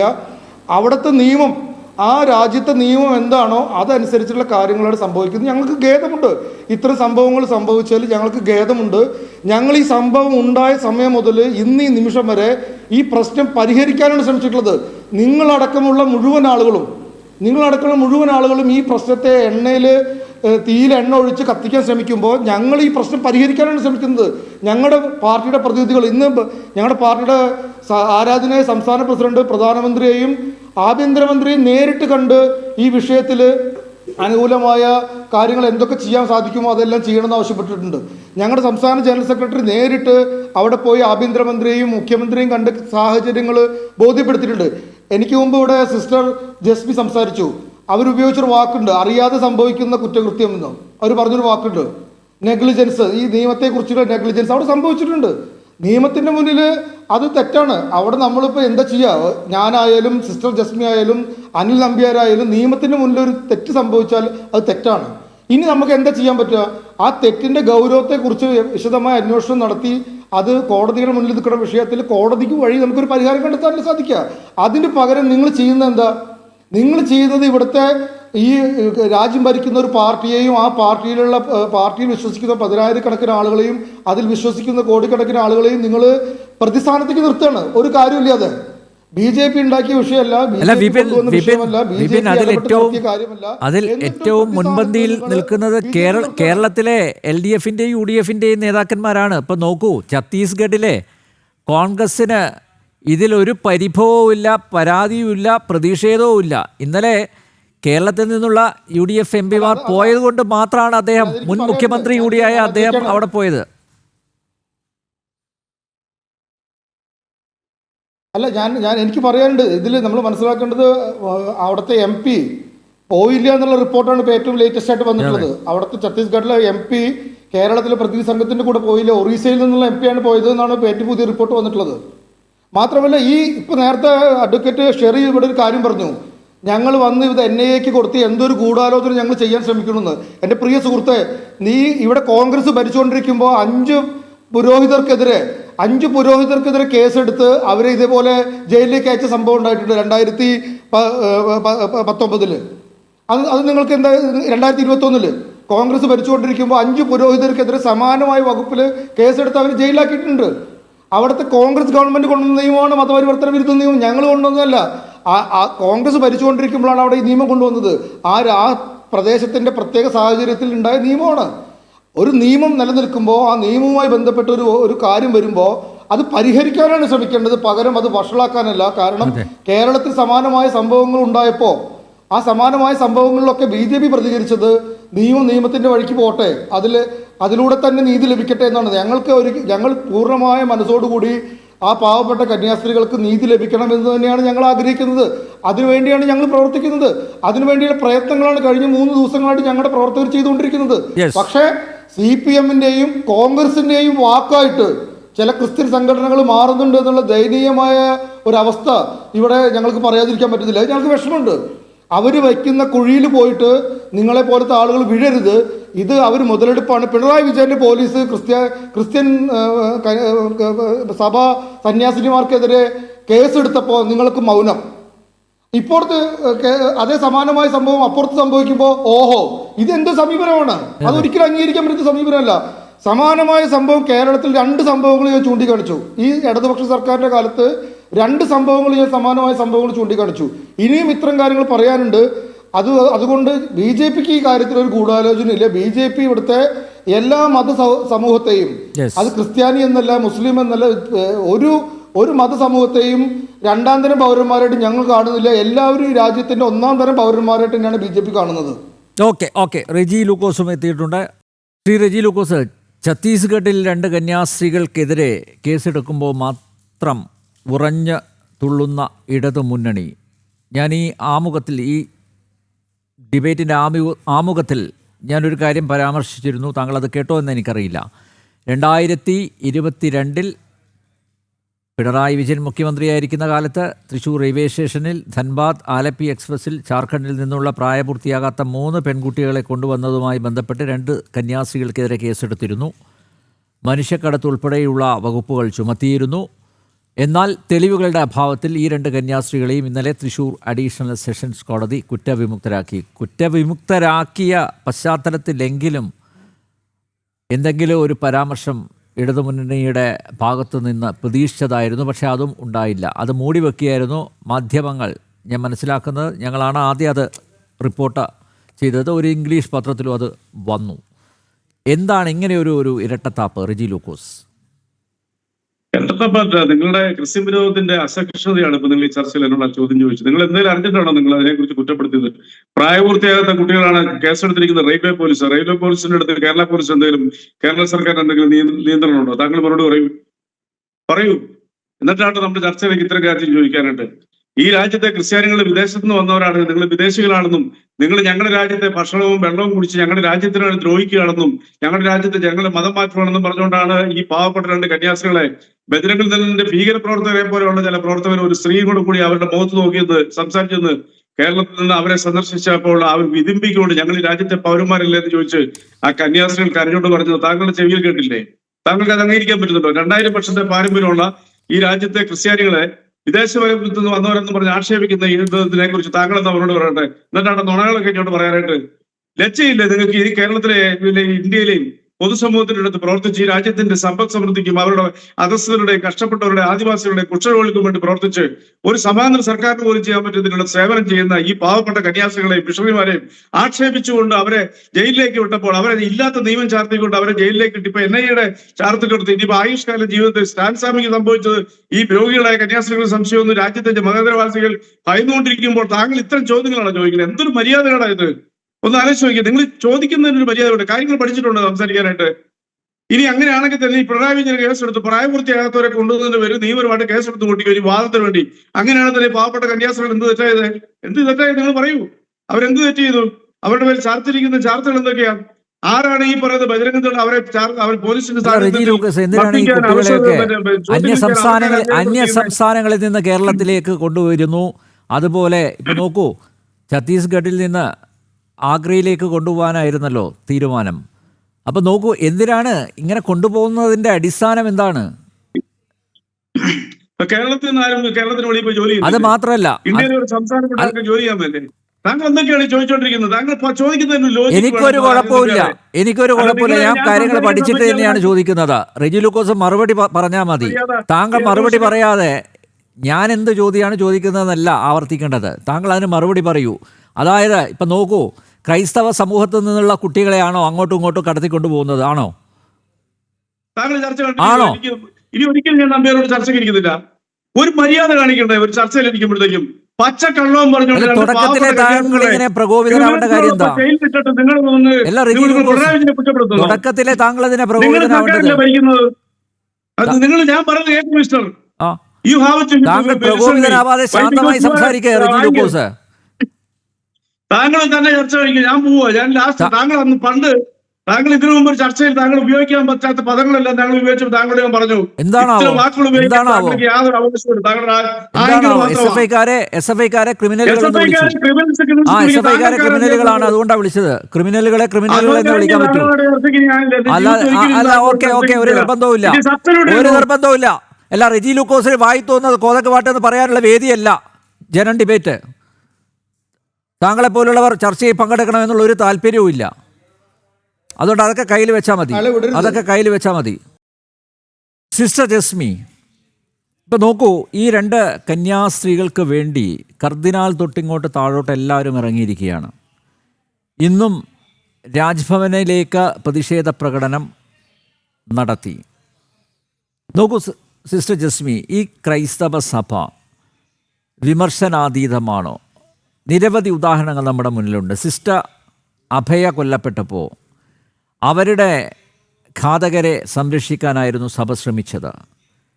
SDPIയുടെ ക്രിമിനലുകൾ ജോസഫ് മാഷിൻ്റെ കൈവെട്ടിയപ്പോൾ സഭ സ്വീകരിച്ച നിലപാട് നമുക്കൊക്കെ അറിയാവുന്നതാണ്. അദ്ദേഹത്തെ ചേർത്ത് പിടിക്കാതെ ജോലിയിൽ നിന്ന് സസ്പെൻഡ് ചെയ്തതായിരുന്നു മാഷിൻ്റെ ഭാര്യയുടെ ആത്മഹത്യക്ക് ഇടയാക്കിയതും അദ്ദേഹത്തിൻ്റെ ജീവിതം തന്നെ തുലച്ചതും. ബിഷപ്പ് ഫ്രാങ്കോ പലവട്ടം ബലാത്സംഗം ചെയ്തെന്ന് ഒരു കന്യാസ്ത്രീ പരാതിപ്പെട്ടു. അവരെ പിന്തുണച്ച് പ്രത്യക്ഷ സമരത്തിന് ഇറങ്ങിയ കന്യാസ്ത്രീകൾ അവരൊക്കെ ഇപ്പോൾ പെരുവഴിയിലായി. സഭ അന്നൊന്നും ഇവരുടെ പോരാട്ടത്തിൻ്റെ ധാർമ്മികതയോട് ഒപ്പം നിന്നിരുന്നില്ല. സഭയുടെ തെറ്റായ നടപടികളിൽ പ്രതിഷേധിച്ച സിസ്റ്റർ ലൂസി കളപ്പുരക്കൽ ഉയർത്തിയ വാദങ്ങളിൽ ആത്മപരിശോധന പോലും നടത്താതെ അവരെ ഒറ്റപ്പെടുത്തി. അപ്പോൾ നോക്കൂ, സഭയുടെ ഭാഗത്ത് നിന്നും വളരെ സെലക്റ്റീവായിട്ടുള്ള സംരക്ഷണം. ചില വിഷയങ്ങളിൽ വലിയ താല്പര്യമാണ് സഭയ്ക്ക്, മറ്റ് ചില വിഷയങ്ങളിൽ പൂർണ്ണമായും കുറ്റപ്പെടുത്തുന്നു. അങ്ങനെയുള്ള ദുരനുഭവങ്ങൾ ഉണ്ടായിട്ടുള്ള ഒരു വ്യക്തി കൂടിയാണ് സിസ്റ്റർ ജസ്മി. അപ്പോൾ നോക്കൂ, ഇതെല്ലാം നിയമത്തിൻ്റെ വഴിക്ക് പോകുന്നതാണ്. നേരത്തെ ഈ ചർച്ചയിൽ പങ്കെടുത്തുകൊണ്ടിരിക്കുന്ന ശ്രീ വിപിൻ പറഞ്ഞതുപോലെ നോക്കൂ, നിയമ നടപടികളുണ്ട്. ആ നടപടികൾക്ക് വിധേയമായിട്ട് രാജ്യത്തെ ഏത് പൗരനും മുന്നോട്ട് പോകാൻ പറ്റൂ. ഏതെങ്കിലും ഒരു രാഷ്ട്രീയ പാർട്ടി പ്രത്യേക താല്പര്യം എടുത്ത് ഇടപെട്ടത് കൊണ്ടൊന്നും ഒരുപക്ഷെ അതിന് പരിഹാരമുണ്ടായെന്ന് വരില്ല. പക്ഷേ ഈ പറഞ്ഞതുപോലെ ഒരുപക്ഷെ അവർക്ക് തെറ്റുപറ്റിയതാവും. സിസ്റ്ററും അത് സൂചിപ്പിച്ചു. ഒരുപക്ഷെ അവരുടെ അജ്ഞതയായിരിക്കാം, അവരുടെ ഇന്നസെൻസ് ആയിരിക്കാം, ഒരുപക്ഷെ അവരെ കൊണ്ടുവന്ന് കുഴിയിൽ ചാടിച്ചതായിരിക്കാം. അപ്പോൾ അതൊരു പക്ഷേ നീതിപീഠത്തെ ബോധ്യപ്പെടുത്താനുള്ള ശ്രമങ്ങൾ അതൊരു പക്ഷേ നടത്താൻ സാധിച്ചേക്കും. അതിനപ്പുറത്തേക്കൊന്നും പോകാൻ പറ്റില്ല. കാരണം ഇതിപ്പോൾ കോടതിയുടെ പരിഗണനയിലുള്ളൊരു വിഷയമാണ്. അപ്പോൾ സ്വാഭാവികമായി സഭ തന്നെ ഒരു പുനർവിചിന്തനം നടത്തേണ്ട ഒരു സമയമായില്ലേ സിസ്റ്റർ ജസ്മി? ഇത്തരം വിഷയങ്ങളിൽ ചില വിഷയങ്ങൾ അമിതമായിട്ടുള്ള താല്പര്യം കാണിക്കുന്നു. അതേസമയം കന്യാസ്ത്രീകൾ തന്നെ ഉൾപ്പെട്ട ചില വിഷയങ്ങൾ ലാഘവത്തോടെ തള്ളിക്കളഞ്ഞതും നമ്മുടെ മുന്നിലില്ലേ?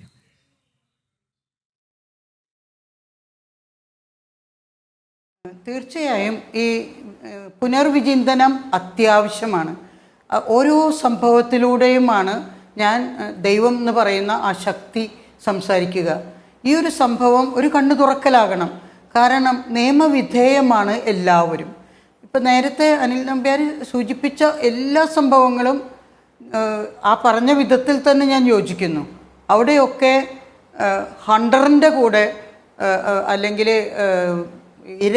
ഇരയുടെ എതിരായിട്ട്, വിക്ടിമിൻ്റെ എതിരായിട്ട് നിന്ന ഒരു സഭയെ നമുക്ക് കാണാൻ പറ്റും. ഞാനൊക്കെ അതിനെതിരെ പ്രതിഷേധിച്ച വ്യക്തികളൊരാളല്ലേ. അതിനോട് കൂട്ടിച്ചേർക്കാൻ ഞാൻ ഓർമ്മയിൽ വന്നത് ഫാദർ റോബിൻ ഒരുപാട് പെൺകുട്ടികളെ നഴ്സിങ്ങിനെ എന്ന് പറഞ്ഞിട്ട് കാനഡയിലേക്ക് കൊണ്ടുപോയി. പാവപ്പെട്ട കുടുംബങ്ങളിൽ നിന്നാണ്. അവരോടൊക്കെ പറഞ്ഞു നഴ്സിംഗ് ജോലിയാണ് തരാൻ പോണേ. അവരൊക്കെ സമ്മതിച്ചു വിട്ടു. അച്ഛൻ അവിടെ പോയിട്ട് കാനഡയിൽ ആപ്പിൾ തോട്ടം മേടിച്ചിട്ട് അവിടെ തോട്ടത്തിൽ പണിയെടുപ്പിക്കുകയും ഒപ്പം അവരെയൊക്കെ കുടിസായ മുറികളിൽ താമസിപ്പിച്ച് വേറെ പലതും നടന്നു എന്നൊക്കെ നമ്മൾ കേൾക്കുന്നുണ്ട്. അതിന് തെളിവില്ല. എന്നിട്ട് അവർ നേഴ്സസൊന്നുമല്ല, അവർ അച്ഛൻ്റെ തോട്ടത്തിൽ പണിയെടുക്കാനുള്ള തൊഴിലാളികളായി മാറി. ഇവിടെ പേരൻസ് വന്നിട്ട് അച്ഛനോട് പറയുകയാണ്, അവൾ പോയിട്ട് 2-3 മാസമായി, ഇതുവരെ ശമ്പളമൊന്നും അയച്ചില്ല. അപ്പം അച്ഛനൊരു 500-ൻ്റെ നോട്ട് എടുത്ത് കൊടുക്കും. അവർ ഹാപ്പിയായി. 500-ൻ്റെ നോട്ടൊക്കെ അന്ന് വളരെ വിരളമാണ്. അങ്ങനെ ആരൊക്കെയോ പണ്ട് ചെയ്തു വെച്ച പാപത്തിൻ്റെ ഒരു പ്രായശ്ചിത്തം പോലെയാണോ ഈ സിസ്റ്റേഴ്സ് പെട്ടുപോയത്? നമുക്ക് ഈ സിസ്റ്റേഴ്സ് ജയിലിൽ ആയിപ്പോയി എന്ന് പറയുമ്പോൾ, ക്രിമിനൽസ് സിസ്റ്റേഴ്സ് ആയാലും അച്ഛനായാലും ഒക്കെ ജയിലിൽ കിടന്നോട്ടെ. ഫാദർ റോബിൻ അവസാനം ജയിലിലായല്ലോ, അത് വേറെ കാരണത്താൽ ആയാലും. ഫ്രാങ്കോ ബിഷപ്പും കുറച്ച് നാളെങ്കിലും ജയിലിൽ കിടന്നുവല്ലോ. ഫ്രാങ്കോ ബിഷപ്പിനെ വിട്ടത് കോർട്ട് പറഞ്ഞ കാര്യം, അവർ തമ്മിൽ ഉഭയസമ്മതപ്രകാരം സെക്സ് ചെയ്തു, അത് കോൺസ്റ്റിറ്റ്യൂഷൻ അനുവദിച്ചിട്ടുള്ളതാണ്, അപ്പോൾ ഞങ്ങൾക്ക് ഇനി ഒന്നും ശിക്ഷിക്കാനില്ല. It is not a crime. പക്ഷേ സഭ പറയണം whether it is a sin or not. സഭയുടെ കാഴ്ചപ്പാടിൽ എന്താണ് സിൻ? ഞാൻ പറയാം, ഇനി പന്ത് സഭയുടെ കോടതിയിലാണ്. വിശ്വാസികളോട് പറയണം എന്താണ് ബ്രഹ്മചര്യം, എന്താണ് ഈ ബിഷപ്പ് ഇതൊക്കെ ചെയ്താലും ബിഷപ്പായിട്ടോ അല്ലെങ്കിൽ അച്ഛനായിട്ടോ തുടരുന്നതും സിസ്റ്ററായിട്ട് തുടരുന്നതും. അപ്പോൾ ഇത്തരം കുറേ ചോദ്യങ്ങൾ നിലനിൽക്കുന്നുണ്ട്. ആ ബാക്ക്ഗ്രൗണ്ട് അവിടെയുണ്ട്. പക്ഷേ ഈ ഒരു ഛത്തീസ്ഗഡിൽ ഉണ്ടായ ഈ സംഭവത്തിൽ ഈ സിസ്റ്റേഴ്സ് ഒരു നിരപരാധികളായിട്ടാണ് കേട്ടിടത്തോളം ഞാൻ മനസ്സിലാക്കുന്നതും എൻ്റെ ചുറ്റുമുള്ളവരും മനസ്സിലാക്കുന്നത്. പക്ഷേ നിയമവഴിക്ക് പോകണം. അവരെ ജയിലിലിട്ടു എന്ന് കാണുമ്പോഴാണ് സങ്കടം. കാരണം അല്ലാതെയും പുറത്ത് നിർത്തിയിട്ടും പിണറായിയുടെ കാലത്ത് സിസ്റ്റേഴ്സ് ആ ജയിലിൽ പോയത് ഞങ്ങൾ ആരെയും ശ്രദ്ധയിൽപ്പെട്ടില്ല. അത് ഒരുപക്ഷെ കേസ് രജിസ്റ്റർ ചെയ്തിട്ട് ഉണ്ടാകും, സിസ്റ്റേഴ്സ് വീട്ടിലായിരിക്കും അല്ലെങ്കിൽ മഠത്തിലായിരിക്കും. അപ്പോൾ ഇവിടെ ഈ ശ്രദ്ധ വരുന്നത് ഇന്നും നാളെയും മറ്റന്നാളും ഇനിയും എത്രയോ ദിവസം അവർ ജയിലിൽ കഴിയേണ്ടി വരുന്നു. ആരൊക്കെയോ ചെയ്ത എന്തെങ്കിലും ആരെങ്കിലും അപരാധം ചെയ്തിട്ടുണ്ടെങ്കിൽ അതിൻ്റെ ശിക്ഷ ഇവരുടെ മേൽ വന്ന് പതിക്കുന്നുണ്ടോ എന്നൊക്കെ ആ ഒരു സങ്കടമാണ് മനസ്സിലുള്ളത്. അതുകൊണ്ടാണ് ഇപ്പം ഞാനും അതുപോലെ ഒരു ദിവസം ചെയ്യാത്തൊരു അപരാധത്തിന് ജയിലിൽ കിടക്കേണ്ട വന്നാലുള്ള ആ ഒരു വേദനയാണ് ഞാനിവിടെ പങ്കുവയ്ക്കാൻ ആഗ്രഹിക്കുന്നത്. പക്ഷേ ഇത് സഭയുടെ കണ്ണ് തുറപ്പിക്കണം. ഞങ്ങളുടെ അധികാരവും സ്വാധീനവും ഒക്കെ ഉപയോഗിച്ച് ഏത് നിയമവും ലംഘിക്കാം. അതിന് കുറേ കുഞ്ഞാടുകളുണ്ട് അനുസരിക്കാൻ, അനുസരണവ്രതം കൊണ്ട്. അങ്ങനെ ആവരുത്. നിയമങ്ങളെപ്പറ്റി സഭാധികാരികളും ബോധവാന്മാരാകണം. അതേ വിധത്തിൽ തന്നെ അനുയായികൾക്കും നിയമത്തിലുള്ള ജ്ഞാനവും കിട്ടണം, അത് അനുസരിക്കാനുള്ള ഒരു നിർബന്ധവും കൊടുക്കണം. ഈ നന്മ ചെയ്യുക എന്ന് പറഞ്ഞാൽ, ചാരിറ്റി ചെയ്യുക എന്ന് പറഞ്ഞാൽ അതിനുണ്ടൊരു നേരായ വഴി. അപ്പോൾ അതിലെവിടെയെങ്കിലും ചെറിയ ചെറിയ അപാകതകൾ വന്നാൽ ആ ചാരിറ്റിയുടെ ശോഭയാണ് പോകുന്നത്. എത്രയോ നന്മകൾ ഇവർ ചെയ്തു, പക്ഷേ ഒരുപാട് തിന്മകൾ അതിൻ്റെ ബാക്ക്ഗ്രൗണ്ടിലുണ്ട്. അനിൽ നമ്പ്യാർ സൂചിപ്പിച്ച കാര്യങ്ങളോടൊക്കെ ഞാൻ യോജിക്കുന്നു. സിസ്റ്റർ ജസ്മി, മനുഷ്യന്റെ നിസ്സഹായ അവസ്ഥ, മനുഷ്യന്റെ പട്ടിണി, മനുഷ്യന്റെ ദാരിദ്ര്യം, മനുഷ്യന്റെ നിർധനാവസ്ഥ, ഇതൊക്കെ ചൂഷണം ചെയ്തുകൊണ്ട് കാരുണ്യ പ്രവർത്തനം നടത്തുന്നത് ശരിയാണോ? ഇപ്പോൾ നോക്കൂ, ഈ കന്യാസ്ത്രീകൾക്ക് ഇതൊക്കെ അറിയാം. അവർക്ക് മറത്ത് പറയാൻ സാധിക്കില്ല, അല്ലേ? ഒരിക്കലും അവർക്ക് തിരിച്ച് പറയാൻ പറ്റില്ല. ചോദ്യം ചെയ്തവർ ആരൊക്കെയോ, ഏതൊക്കെ കന്യാസ്ത്രീകളോ ആണോ, അവരൊക്കെ പുറത്തു പോയ ചരിത്രമുണ്ട്, അല്ലേ? സിസ്റ്റർ ജസ്മി ഉൾപ്പെടെ ചിലതിനെയൊക്കെ, ചില വ്യവസ്ഥകളെയൊക്കെ ചോദ്യം ചെയ്തു, വ്യവസ്ഥിതികളെ ചോദ്യം ചെയ്തു, പുറത്തുപോയി. അപ്പോൾ ഇവിടെ കന്യാസ്ത്രീകളുടെ നിസ്സഹായാവസ്ഥ കൂടി ചർച്ച ചെയ്യപ്പെടേണ്ടതല്ലേ?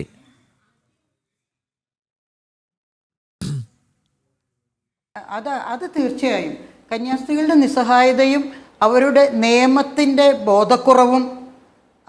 എപ്പോഴും അധികാരികളുണ്ട് രക്ഷിക്കുക, അവർ പറഞ്ഞാൽ അനുസരിച്ചാൽ മതി, അനുസരിച്ചാൽ സ്വർഗത്തിലും പോവും, ഇവിടുത്തെ എന്ത് നിയമവ്യവസ്ഥ തെറ്റിച്ചാലും അത് അധികാരികൾ നോക്കിക്കോളും.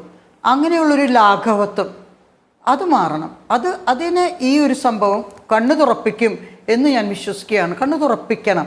കാരണം നമ്മൾ ഏത് നന്മ ചെയ്യുമ്പോഴും ഈ രാജ്യത്തിൻ്റെ നിയമത്തിൽ നിന്നുകൊണ്ട് ചെയ്യണം.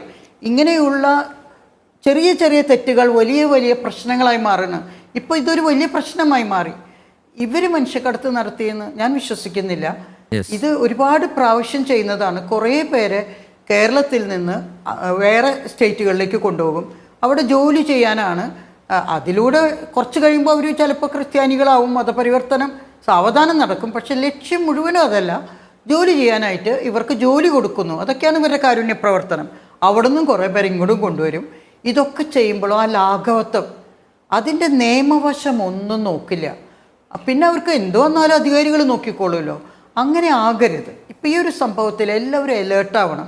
പിന്നെ അനിൽ നമ്പ്യാർ പറഞ്ഞതുപോലെ എന്തെങ്കിലും പ്രശ്നങ്ങൾ വന്ന് ഞങ്ങൾ ചൂണ്ടിക്കാണിക്കുമ്പോൾ അത് വേണ്ട ഗൗരവത്തിൽ ഗൗനിക്കുന്നില്ല. നീ പറഞ്ഞതനുസരിച്ചാൽ മതി.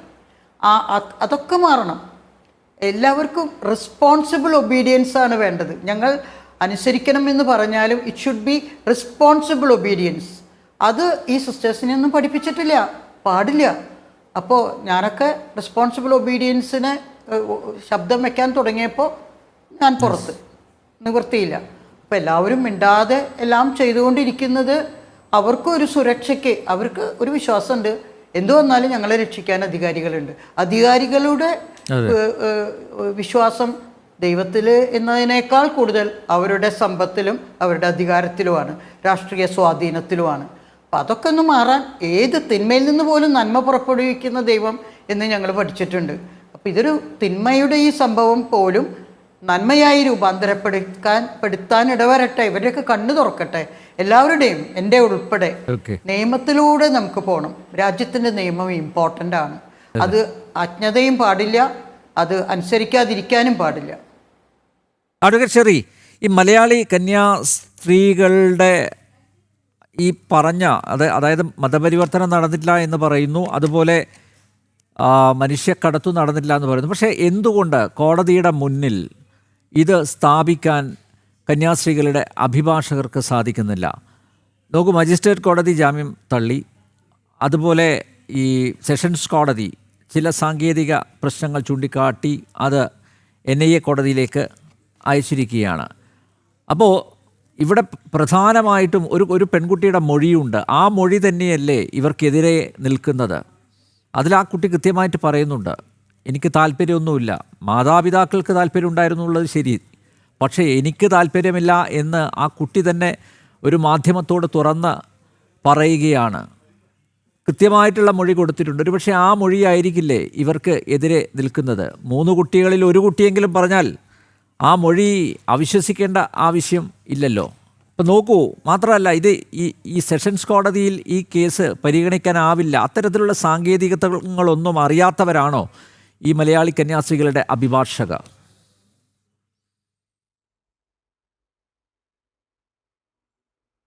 ഇത് ആദ്യഘട്ടത്തിൽ ഈ FIR രജിസ്റ്റർ ചെയ്തത് ഒരു പരാതിയുടെ അടിസ്ഥാനത്തിലാണല്ലോ.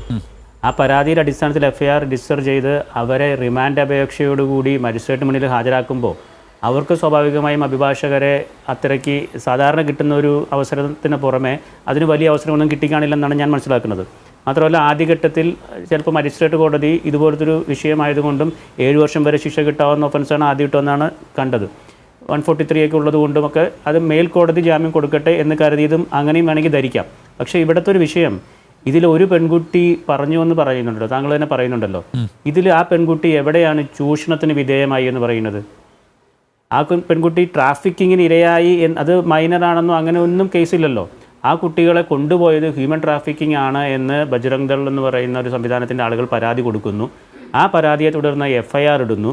ആദ്യം കൺവേർഷൻ ആണെന്നൊക്കെ പറയുന്നു, പിന്നെ ലൈസൻസ് ഇല്ലാത്ത പ്രൈവറ്റ് ഏജൻസിയുടെ ആ നിയമത്തിൻ്റെ പരിധിക്ക് പുറത്താണെന്ന് പറയുന്നു, പിന്നീട് ട്രാഫിക്കിങ്ങിലേക്ക് വരുന്നു. ഇങ്ങനെ വരുമ്പോൾ സ്വാഭാവികമായിട്ടും എവിടെയാണെങ്കിലും നമ്മൾ ഇവരെ അവിടെ കസ്റ്റഡി അപേക്ഷയുമായി മജിസ്ട്രേറ്റ് മുന്നിൽ കൊണ്ടുപോകുമ്പോൾ അവിടുന്ന് ജാമ്യം കിട്ടുക എന്നുള്ളത് നമുക്ക് പറയാൻ പറ്റില്ല. അത് പല സാഹചര്യങ്ങളനുസരിച്ചിരിക്കും. പക്ഷേ ഇവിടെ ഏറ്റവും പ്രധാനപ്പെട്ട ഒരു വിഷയം, ഇതിനെ രാഷ്ട്രീയവൽക്കരിക്കുന്ന എന്തിനാണെന്ന് എനിക്ക് മനസ്സിലാകുന്നത്. ഈ ചർച്ചയിൽ തന്നെ എന്റെ സമ്മതമില്ലാതെയാണ് എന്നെ കൊണ്ടുപോകുന്നത് എന്നൊരു കുട്ടി പറഞ്ഞാൽ ഒരുപക്ഷെ ആ കുട്ടിക്ക് എന്താണ് ചൂഷണം എന്നൊന്നും അറിയാത്ത ഒരു കുട്ടിയാണ്, പ്രത്യേകിച്ച് ആദിവാസി മേഖലയിൽ നിന്ന് വരുന്ന ഒരു കുട്ടിയാണ്. കിഡ്നാപ്പിംഗ് അല്ലേ ഇടേണ്ടത്? സമ്മതമില്ലെങ്കിൽ കിഡ്നാപ്പിംഗ് അല്ലേ? എങ്ങനെയാണ് ട്രാഫിക്കിംഗ് വരുന്നത്? സമ്മതമില്ലാതെ കൊണ്ടുപോകുന്നത് കിഡ്നാപ്പിംഗ് ആണ്, ട്രാഫിക്കിംഗ് അല്ല. എന്തായാലും എക്സ്പ്ലോയിറ്റേഷൻ വേണം, ചൂഷണം വേണം. ചില പ്രത്യേക കാര്യങ്ങൾക്ക് വേണ്ടി ചൂഷണം ചെയ്ത് അല്ലല്ല, വകുപ്പുകൾ വേറെ അല്ലേ. കിഡ്നാപ്പിംഗ് വരുമ്പോൾ NIAയുടെ ആവശ്യമില്ലല്ലോ. 143 വരുന്നത്, ഞാൻ എൻ്റെ കൃത്യം ഇത് വേണമെങ്കിൽ പറയാം. 143 വരുന്നത് പറയുന്നത് പർപ്പസ് ഓഫ് എക്സ്പ്ലോയിറ്റേഷൻ, അതിനു വേണ്ടി കൊണ്ടുപോകുന്നതാണല്ലോ. അങ്ങനെ ഒരു കേസ് ഇല്ലല്ലോ. അങ്ങനെ ആർക്കാ കേസുള്ളത്? അവരങ്ങനെയാണെങ്കിൽ അവർക്ക് പ്രായപൂർത്തിയായ എനിക്ക് പോകാൻ താല്പര്യമില്ല, നമ്മൾ പുതിയ കാര്യങ്ങൾ പറയരുത്. എനിക്ക് പോകാൻ താല്പര്യമില്ല എന്ന് ഒരു കുട്ടി പറഞ്ഞു കഴിഞ്ഞാൽ അത് ഏത് സെക്ഷൻ ഉൾപ്പെടുത്തണം? അപ്പോൾ റോങ്ഫുൾ റെസ്ട്രെയിൻ്റ് ആയി അല്ലെങ്കിൽ കൺഫൈൻമെൻ്റ് ആയി ഒരു തടങ്കിൽ വെച്ചു എന്നാൽ എനിക്ക് റോങ്ഫുൾ റെസ്ട്രെയിൻറ്റ് വരാം, കൺഫൈൻമെൻറ്റ് വരാം. അതൊക്കെ വേറെ വകുപ്പുകളല്ലേ. ട്രാഫിക്കിംഗ് എന്ന് പറയുന്നത് എന്താണ്? Purpose of exploitation. അതിനുവേണ്ടി യൂസിങ് ത്രെറ്റ്സ് അല്ലെങ്കിൽ യൂസിങ് ഫോഴ്സ് അല്ലെങ്കിൽ ബൈ അബ്ഡക്ഷൻ അങ്ങനെയൊക്കെ പറഞ്ഞു വരുമ്പോഴാണ് ഇത്. അങ്ങനത്തെ ഒരു കേസിലല്ലോ, അവർക്ക് ഇഷ്ടമില്ല എന്ന് പറഞ്ഞു എന്ന് ഇപ്പോൾ പറയുന്നു. അത് തന്നെ നമ്മളെ മൊഴിയെടുത്തത് പല ചാനലുകളിലും കണ്ടതല്ലേ. ആരാ മൊഴിയെടുക്കുന്നതിന് വേണ്ടി ആഹ്വാനം നടത്തുന്നത്? അതും അതൊക്കെ വേറെ ജോലിക്ക് കൊണ്ടുപോവുകയാണ്. എൻ്റെ സമ്മതമില്ലാതെ എന്നെ ജോലിക്ക് കൊണ്ടുപോകുന്നു എന്നൊരു പെൺകുട്ടി പറയുമ്പോൾ അതിന്റെ ഗൗരവം അത് ആഴത്തിൽ പരിശോധിക്കുകയാണെങ്കിൽ താങ്കൾ ഈ പറഞ്ഞതൊക്കെ അതിൽ പെൺകുട്ടിക്ക് അങ്ങനെ ഒരു പരാതി ഇല്ലല്ലോ. ആ പെൺകുട്ടി ഇല്ലാതെ എങ്ങനെ പറയും അഡ്വക്കേറ്റ് ഷെറിൻ? അല്ല, ഞാൻ പറഞ്ഞു ആ പെൺകുട്ടി ഏത് സാഹചര്യത്തിൽ അങ്ങനെ പറഞ്ഞു എന്നുള്ളതാണ്. ആ പെൺകുട്ടി മജിസ്ട്രേറ്റിന് കൊടുത്ത മൊഴി എന്താണെന്ന് നമ്മുടെ മുന്നിൽ ഇല്ലല്ലോ. ചാനലിനോട് പറഞ്ഞ കാര്യമല്ലേ ഉള്ളത്. ആ ചാനലിനോട് അത് പറയുമ്പോൾ ചുറ്റും നിൽക്കുന്നത് ആരാണ്? ഏത് സാഹചര്യത്തിലാണ് പറയുന്നത്?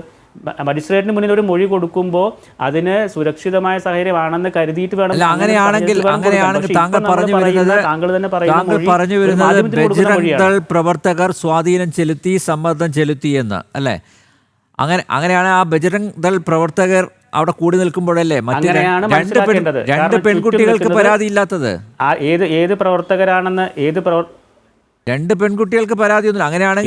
അങ്ങനെയാണെങ്കിൽ ബജ്രംഗ് ദൾ പ്രവർത്തകർ എല്ലാരെയും ഭീഷണിപ്പെടുത്തി ഒരേ കാര്യമല്ലേ പറയിപ്പിക്കേണ്ടിയിരുന്നത്? എന്തുകൊണ്ട് ഒരു കുട്ടിയിൽ മാത്രം ഒതുങ്ങിയത്? അതൊക്കെ ഓരോ സാഹചര്യങ്ങളിൽ അതൊക്കെ ഇതൊക്കെ ഒരു പീജിയൻ ഹോൾ തിയറി പോലെ എല്ലാം അങ്ങനെ നമുക്ക് പറയാൻ പറ്റുമോ? ഇന്നത്തെ എന്താ പറയുന്നത്? അവർക്ക് സൗകര്യപ്രകാരം കിട്ടിയപ്പോൾ അങ്ങനെ പറയിപ്പിച്ചു. അവിടെ നിൽക്കുന്ന ആളുകളുടെ സാന്നിധ്യത്തിലാണോ അത് പറയേണ്ടത്? അല്ലെങ്കിൽ തന്നെ പോലീസ് അന്വേഷണം നടത്തി മൊഴിയെടുക്കാൻ ഇപ്പോൾ അതിനകത്ത് ഡിഫാക്ടോ കംപ്ലൈൻറ്റായിട്ട് വരുന്നത് ബജ്രംഗ് ദളാണ്. അപ്പോൾ ആദ്യത്തെ മൊഴി അവരുടെ എടുത്തു എന്ന് പറയാം, FIS. അതിനുശേഷം വിക്ടിംസ് എന്ന് പറയുന്ന ആളുകളുടെ മൊഴിയെടുക്കുമ്പോൾ മാധ്യമങ്ങളുടെ മുന്നിൽ വെച്ചിട്ടാണോ മൊഴിയെടുക്കേണ്ടത്? അതിൻ്റേതായ രീതിയില്ലേ? അപ്പോൾ നമ്മൾ കാണുന്നത് എന്താണ്? അത്തരത്തിലൊരു ആൾക്കൂട്ടത്തിന് മുന്നിൽ മൊഴിയെടുക്കുന്നു, അവർക്കെതിരെ ആക്രോശിച്ചുകൊണ്ട് ഒരു സ്ത്രീ വരുന്ന വീഡിയോ കാണുന്നു. ഇവരൊക്കെ ആരാ? ഇവർക്ക് എന്താ അന്വേഷണം കയ്യിലെടുക്കാനുള്ള അവകാശമുള്ളത്? നിയമവാഴ്ച നടക്കുമ്പോൾ ഇവർക്ക് എന്തിനാണ് നിയമം കയ്യിലെടുക്കുന്നത്? അപ്പോൾ അത്തരം കാര്യങ്ങളൊക്കെ വരുമ്പോഴാണ് ഇവിടെ ആളുകൾക്ക് സംശയം. പിന്നെ ഞാൻ പറഞ്ഞില്ല, ഇതിനെ രാഷ്ട്രീയവൽക്കരിക്കേണ്ട കാര്യമില്ല. ഇവിടെ പിണറായി വിജയൻ സർക്കാർ അറസ്റ്റ് ചെയ്ത് ഏത് കന്യാസ്ത്രീയെ ജയിലിലിട്ടത്? അത് മൈനർമാരെ കൊണ്ടുപോയതിനല്ലേ? നിങ്ങൾ തന്നെ പറഞ്ഞല്ലോ മൈനറെ കൊണ്ടുപോയതാണ്. മറ്റു സുഹൃത്ത് പറഞ്ഞല്ലോ, വിപിൻ പറഞ്ഞല്ലോ മൈനറെ കടത്തിക്കൊണ്ടുപോയി. ഇവിടെ ഏതാ മൈനർ ഉള്ളത്? അപ്പോൾ നമ്മൾ അങ്ങനെ ഒരു കാര്യം പറയുമ്പോൾ അവിടെ അങ്ങനെ നടന്നല്ലോ എന്ന് പറയരുത്. അപ്പോൾ മാത്രമല്ല, ഇനി ഏതെങ്കിലും ഘട്ടത്തിൽ ഏതെങ്കിലും സർക്കാർ അങ്ങനെ ചെയ്തിട്ടുണ്ടെങ്കിൽ അതുകൊണ്ടല്ലേ ഇപ്പോൾ നിങ്ങൾ ഭരിക്കുന്നത്.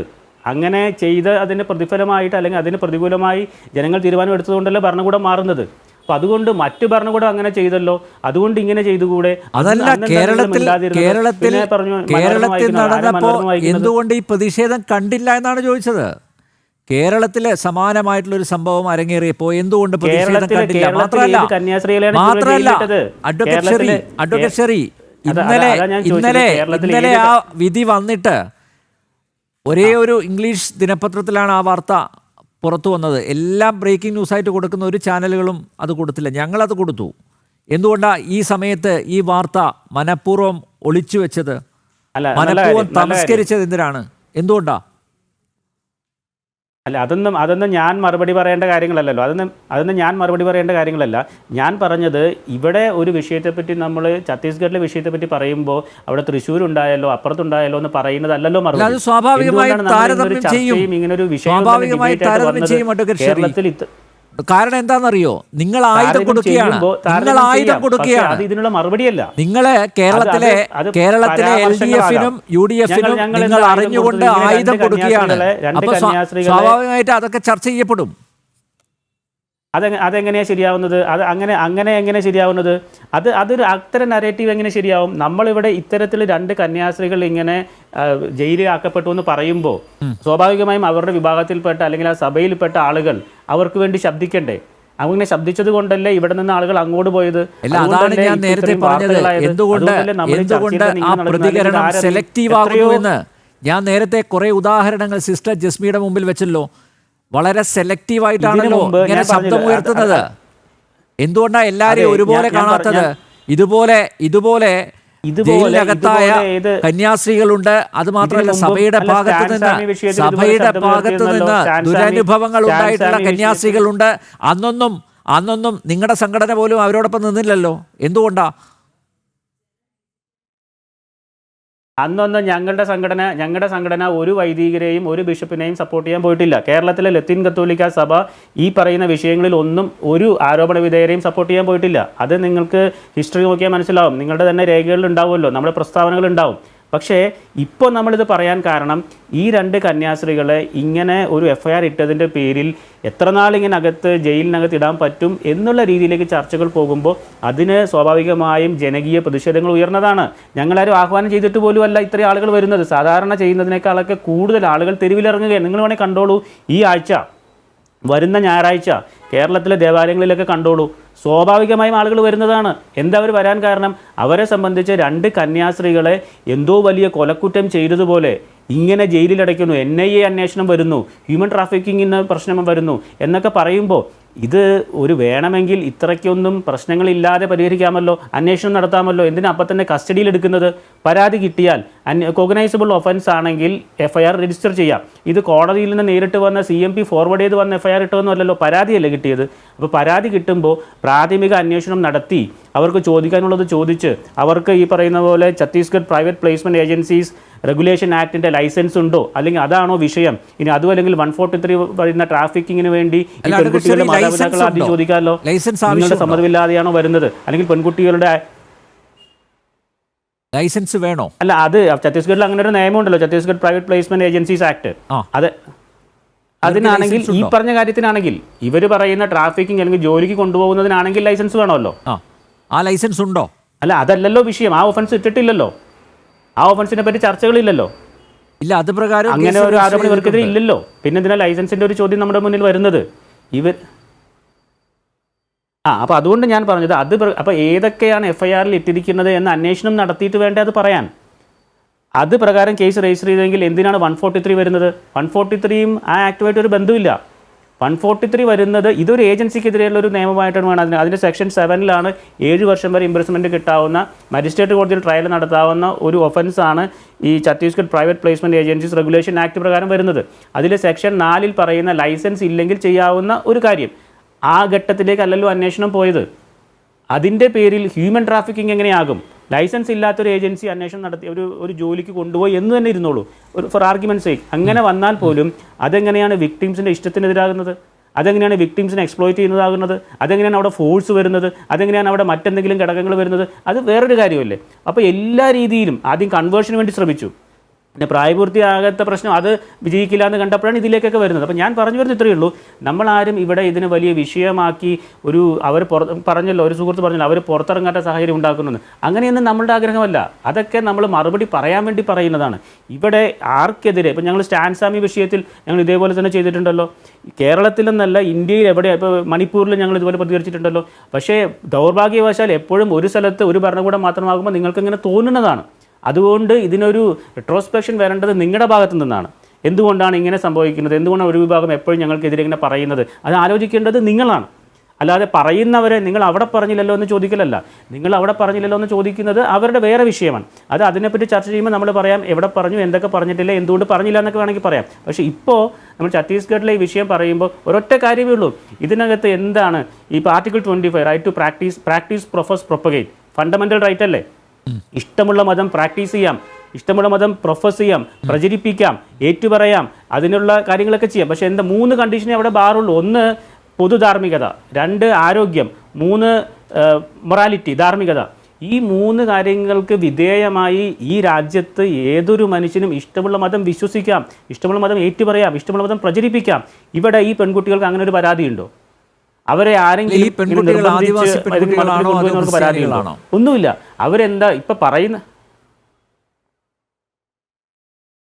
ഏത് ഈ 3 പെൺകുട്ടികൾ ഈ പെൺകുട്ടികളെ ആദിവാസി വിഭാഗത്തിൽപ്പെട്ടവരാണോ അതോ അവർ ക്രിസ്ത്യാനികളാണോ?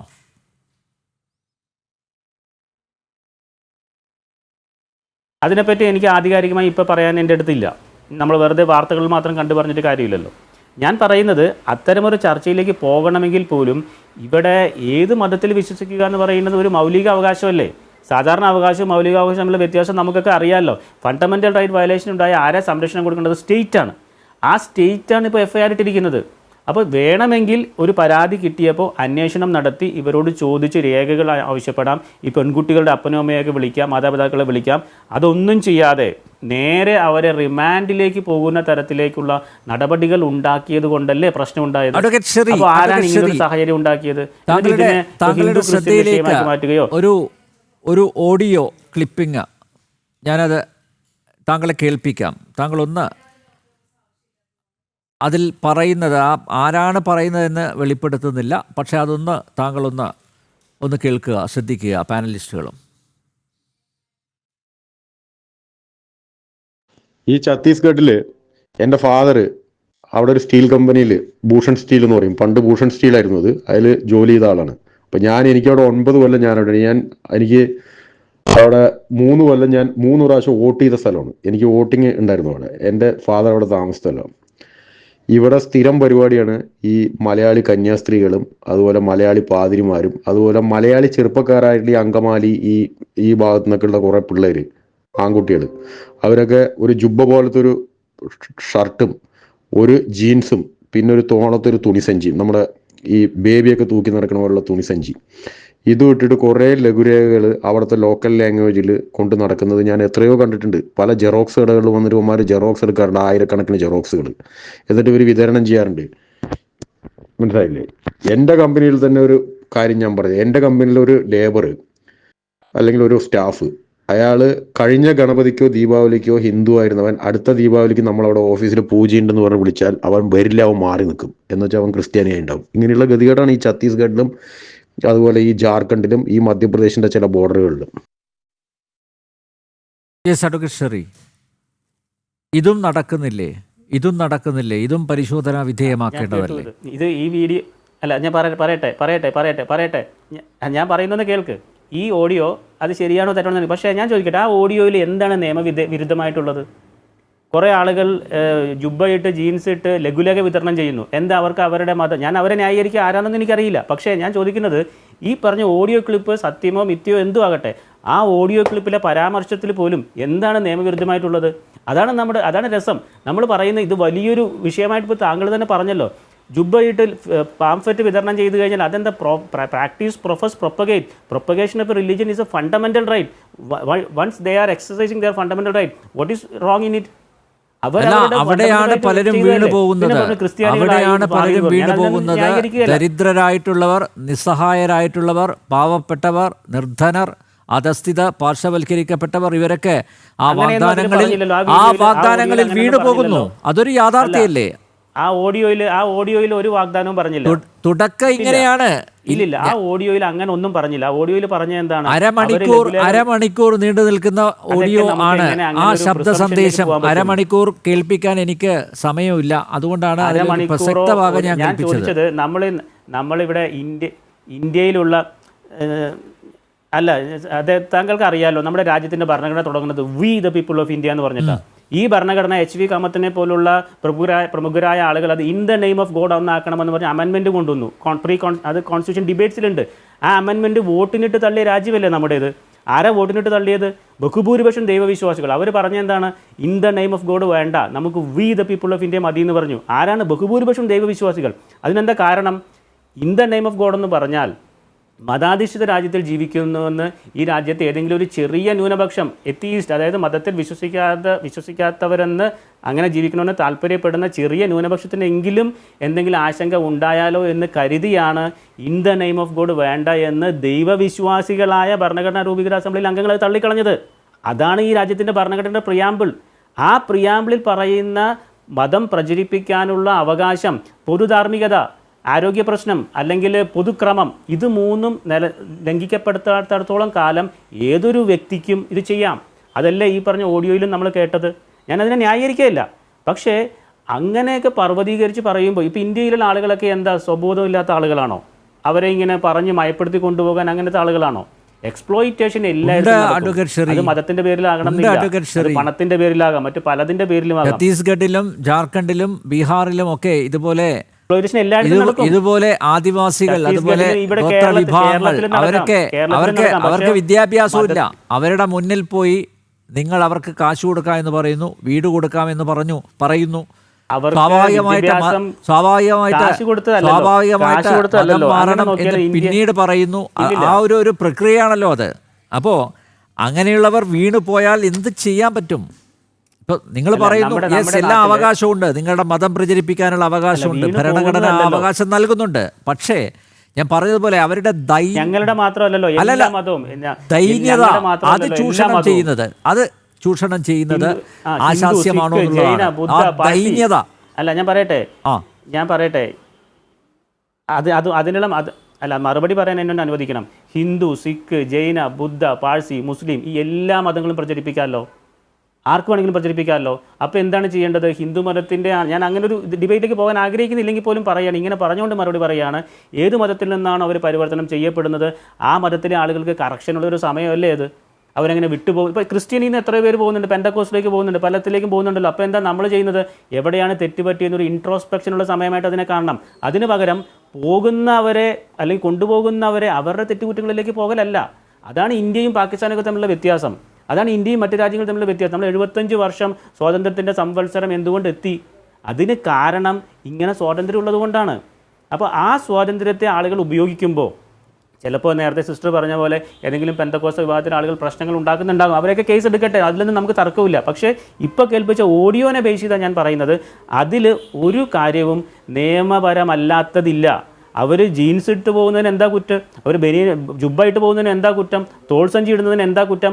അവർ പാംഫ്ലെറ്റ് വിതരണം ചെയ്യുന്നതിന് എന്താ കുറ്റം? 2022 ദീപാവലി ആഘോഷിക്കുമ്പോൾ കൂടെ നിന്ന ഒരു ചെറുപ്പക്കാരൻ, ഹിന്ദുവായിട്ടുള്ള ഒരു ചെറുപ്പക്കാരൻ 2023 ദീപാവലി ആഘോഷിക്കുമ്പോൾ കൂടെ ഇല്ല എന്ന് പറയുന്നത് അതിൽ കുറ്റമാണത്? അത് എന്തുകൊണ്ട് പോയി അന്വേഷിക്കണ്ടേ? അത് മതി. തെറ്റ് കാണുന്നതല്ല, അത് എങ്ങനെ പോയി, എന്തുകൊണ്ട് പോയി എന്ന് അന്വേഷിക്കണ്ടേ? അപ്പോൾ ഒരു മതത്തിൻ്റെ ഭാഗത്ത് അല്ലെങ്കിൽ ഒരു സമുദായത്തിൻ്റെ ഭാഗത്തുള്ള വീഴ്ചകൾ അത് പരിശോധിക്കണം. അത് പോയിട്ടുണ്ടെങ്കിൽ ആ മതത്തിൽ അല്ലെങ്കിൽ ആ സമുദായത്തിൽ എന്തെങ്കിലും കുഴപ്പമുണ്ട് എന്നാണ് പറയേണ്ടത്, അല്ലേ? അതാണല്ലോ താങ്കൾ ആ ഒരു നട്ഷല്ലിൽ അങ്ങനെയാണല്ലോ അതിനെ വിവക്ഷിക്കുന്നത്. എല്ലാവരും അന്വേഷിക്കണം. ക്രിസ്ത്യൻസ് ആണെങ്കിലും അന്വേഷിക്കണം. അത് ഏത് മതത്തിലാണെങ്കിലും, അതെ, ഏത് മതത്തിലാണെങ്കിലും കറക്ഷന് വിധേയമാകണം. അതിനുള്ള അവസരങ്ങളായി കാണണം. ഓക്കെ എന്തുകൊണ്ട് ഹിന്ദുക്കൾ പോകുന്നു എന്ന് അത് ആത്മപരിശോധന നടത്തേണ്ട സമയമാണ് എന്നാണ് അഡ്വക്കേറ്റ് ഷെറി പറഞ്ഞിരിക്കുന്നത്. നോക്കൂ, ഈ കൺവേർഷൻ പലപ്പോഴും ഈ ആദിവാസി സമൂഹത്തിൽ നിന്നൊക്കെ മതപരിവർത്തനത്തിന് വിധേയരാകുന്ന അവരുടെ പേര് അത് തന്നെയായിരിക്കാം. കൺവേർഷൻ നടന്നിട്ടുണ്ടാവും, പക്ഷെ അവരുടെ പേരിൽ വലിയ വ്യത്യാസമൊന്നും വരുത്തില്ല. അതാണ് കണ്ടുവരുന്നത്. വിപിൻ.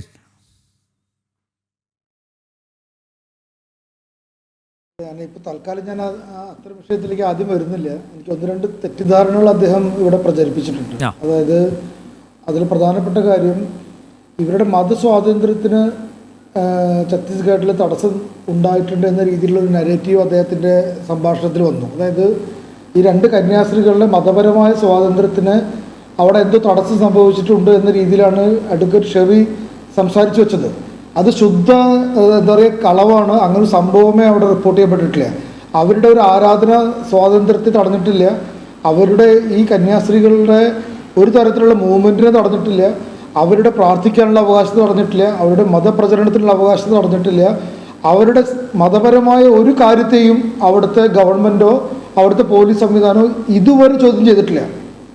ഇവിടെ ചോദ്യം ചെയ്യപ്പെട്ടത് ആ പെൺകുട്ടിയുടെ മൊഴിയാണ്. 150 കിലോമീറ്ററുകൾക്ക് അപ്പുറത്തുള്ള 3 പെൺകുട്ടികൾ അവരെങ്ങനെയാണ് ഈ സ്ഥലത്ത് എത്തിയത്, ആരുടെ സഹായത്താലാണ് എത്തിയത്? നമ്മൾ ആരും ചർച്ച ചെയ്യാത്ത മൂന്നാമത്തെ ഒരു കക്ഷിയുണ്ട് ഇതിൽ 3 പേരാണ് ഇപ്പോൾ ഇതിനകത്ത് ജയിലിലുള്ളത്. 2 കന്യാസ്ത്രീകളും വേറൊരു ലേഡിയും. ആ മൂന്നാമത്തെ വ്യക്തിയുടെ റോൾ എന്താണ് ഈ കാര്യത്തിൽ? കാരണം ഈ കന്യാസ്ത്രീകളായിട്ടുള്ള ഈ മലയാളികൾ തന്നെ ഈ 3 പേരും ആദ്യമായിട്ടാണ് കാണുന്നത്. 150 കിലോമീറ്ററുകൾക്ക് അപ്പുറത്തുള്ള ഇവരായിട്ട് ഈ പറഞ്ഞ 2 മലയാളി കന്യാസ്ത്രീകൾക്കും യാതൊരു ബന്ധവുമില്ല. ഇവരെ കൊണ്ടുവന്ന ഒരു സ്ത്രീ ഉണ്ട്. അവർ ഈ പെൺകുട്ടികളോട് കൺവേ ചെയ്ത കാര്യങ്ങൾ ഇവിടെ വന്നപ്പോൾ തെറ്റായ രീതിയിലാണ് സംഭവിച്ചത്. ഇതാണ് ഇതിനകത്ത് വിഷയം. ഇവിടെ എവിടെയാണ് ഒരു മതസ്വാതന്ത്ര്യത്തിൻ്റെ മുകളിലൊരു ഗവൺമെൻറ് കയ്യേറിയെന്ന് പറയുന്നത്? എന്ത് ശുദ്ധ അസംബന്ധമാണ് ഷെറി പറയുന്നത്?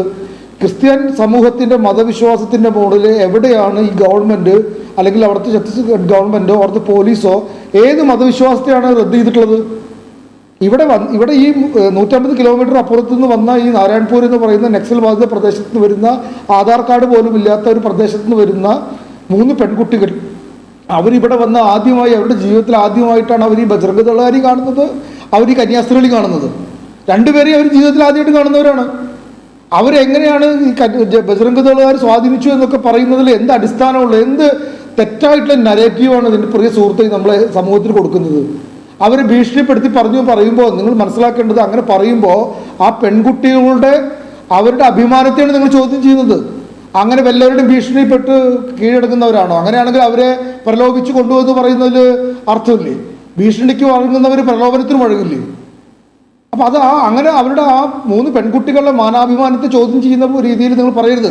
അതിൽ 2 പെൺകുട്ടികൾ പറഞ്ഞതും 1 പെൺകുട്ടി പറഞ്ഞതും നമ്മളുടെ മൊഴിയിലുള്ള വൈരുദ്ധ്യമാണ് ഈ കേസിന് ആസ്പദമായ സംഭവം. നമ്മൾ ആ സംഭവത്തെയാണ് ഇവിടെ വേർതിരിച്ച് കാണേണ്ടത്. പകരം ഇവിടെ പ്രചരിപ്പിക്കുന്നത് എന്താ?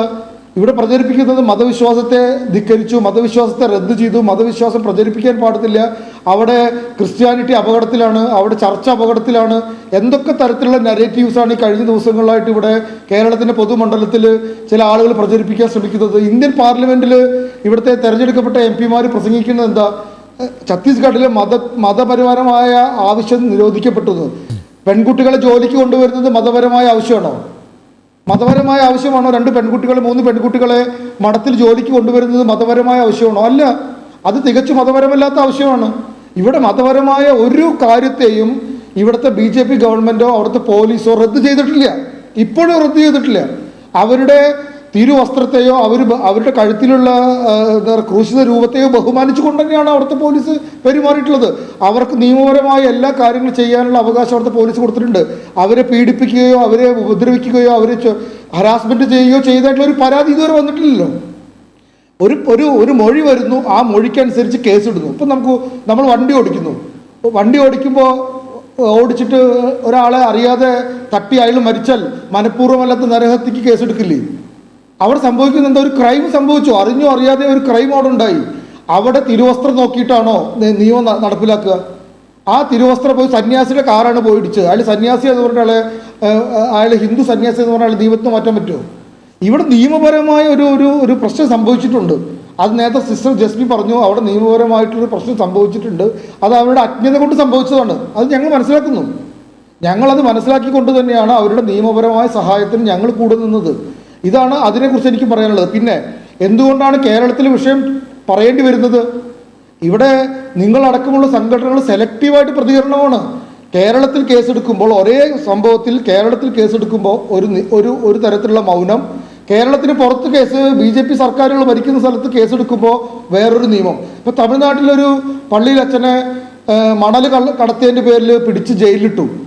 പിന്നീട് കേസ് അന്വേഷിച്ചപ്പോൾ അങ്ങനെ സംഭവം ഉണ്ടായിട്ടില്ല, അതുകൊണ്ട് അദ്ദേഹത്തെ പുറത്തു വിട്ടു. ഇപ്പോൾ കഴിഞ്ഞ ദിവസങ്ങളിലാണ് ഉണ്ടായത്.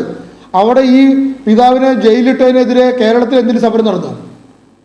അദ്ദേഹത്തെ കുറ്റവിമുക്തനാക്കിയില്ലേ? എത്ര സംഭവങ്ങൾ എടുത്ത് ചൂണ്ടിക്കാണിക്കാൻ സാധിക്കും. ഇപ്പോൾ കേരളത്തിൽ കോൺഗ്രസ് ഭരിച്ചുകൊണ്ടിരിക്കുമ്പോൾ 123 കുട്ടികളെ സമാനമായ രീതിയിൽ 123 കുട്ടികളെ പാലക്കാട് റെയിൽവേ സ്റ്റേഷനിൽ വെച്ചിട്ട് റെയിൽവേ പോലീസ് ഇതുപോലെ കസ്റ്റഡിയിലെടുത്തു. കുട്ടികൾ ബോഗിയിൽ വളരെ ക്ഷീണിതരായിരുന്നു. അപ്പോൾ അവരെ ഭക്ഷണവും കാര്യങ്ങളും കൊണ്ട് ചെന്ന് അവരെ കണ്ട സമയത്ത് അവർക്ക് ടിക്കറ്റ് ഇല്ല. അങ്ങനെ അന്വേഷിച്ചപ്പോൾ അതൊരു യത്തീംഖാനയിലേക്ക് കൊണ്ടുവരുന്ന കുട്ടികളായിരുന്നു. അത് വലിയ കോലാഹലം ഉണ്ടാക്കി കേരളത്തിൽ. അവിടെ ആരെങ്കിലും പറഞ്ഞോ? അവിടെ ഞങ്ങൾ ആരെങ്കിലും പറഞ്ഞോ അത് വർഗീയതയാണെന്ന്? ഞങ്ങൾ ആരെങ്കിലും പറഞ്ഞോ? അതിന് വർഗീയ ചേരിതിരിവുണ്ടാക്കാൻ വേണ്ടി ഞങ്ങൾ ആരെങ്കിലും ശ്രമിച്ചോ? അവിടെ കേരളത്തിലെ ഹൈക്കോടതി എന്താ പറയുക സ്വമേധയാ കേസെടുത്തു, അമിക്കസ് ക്യൂറി അപ്പോയിന്റ് ചെയ്തു, CBIക്ക് വിട്ടു ആ കേസിൽ.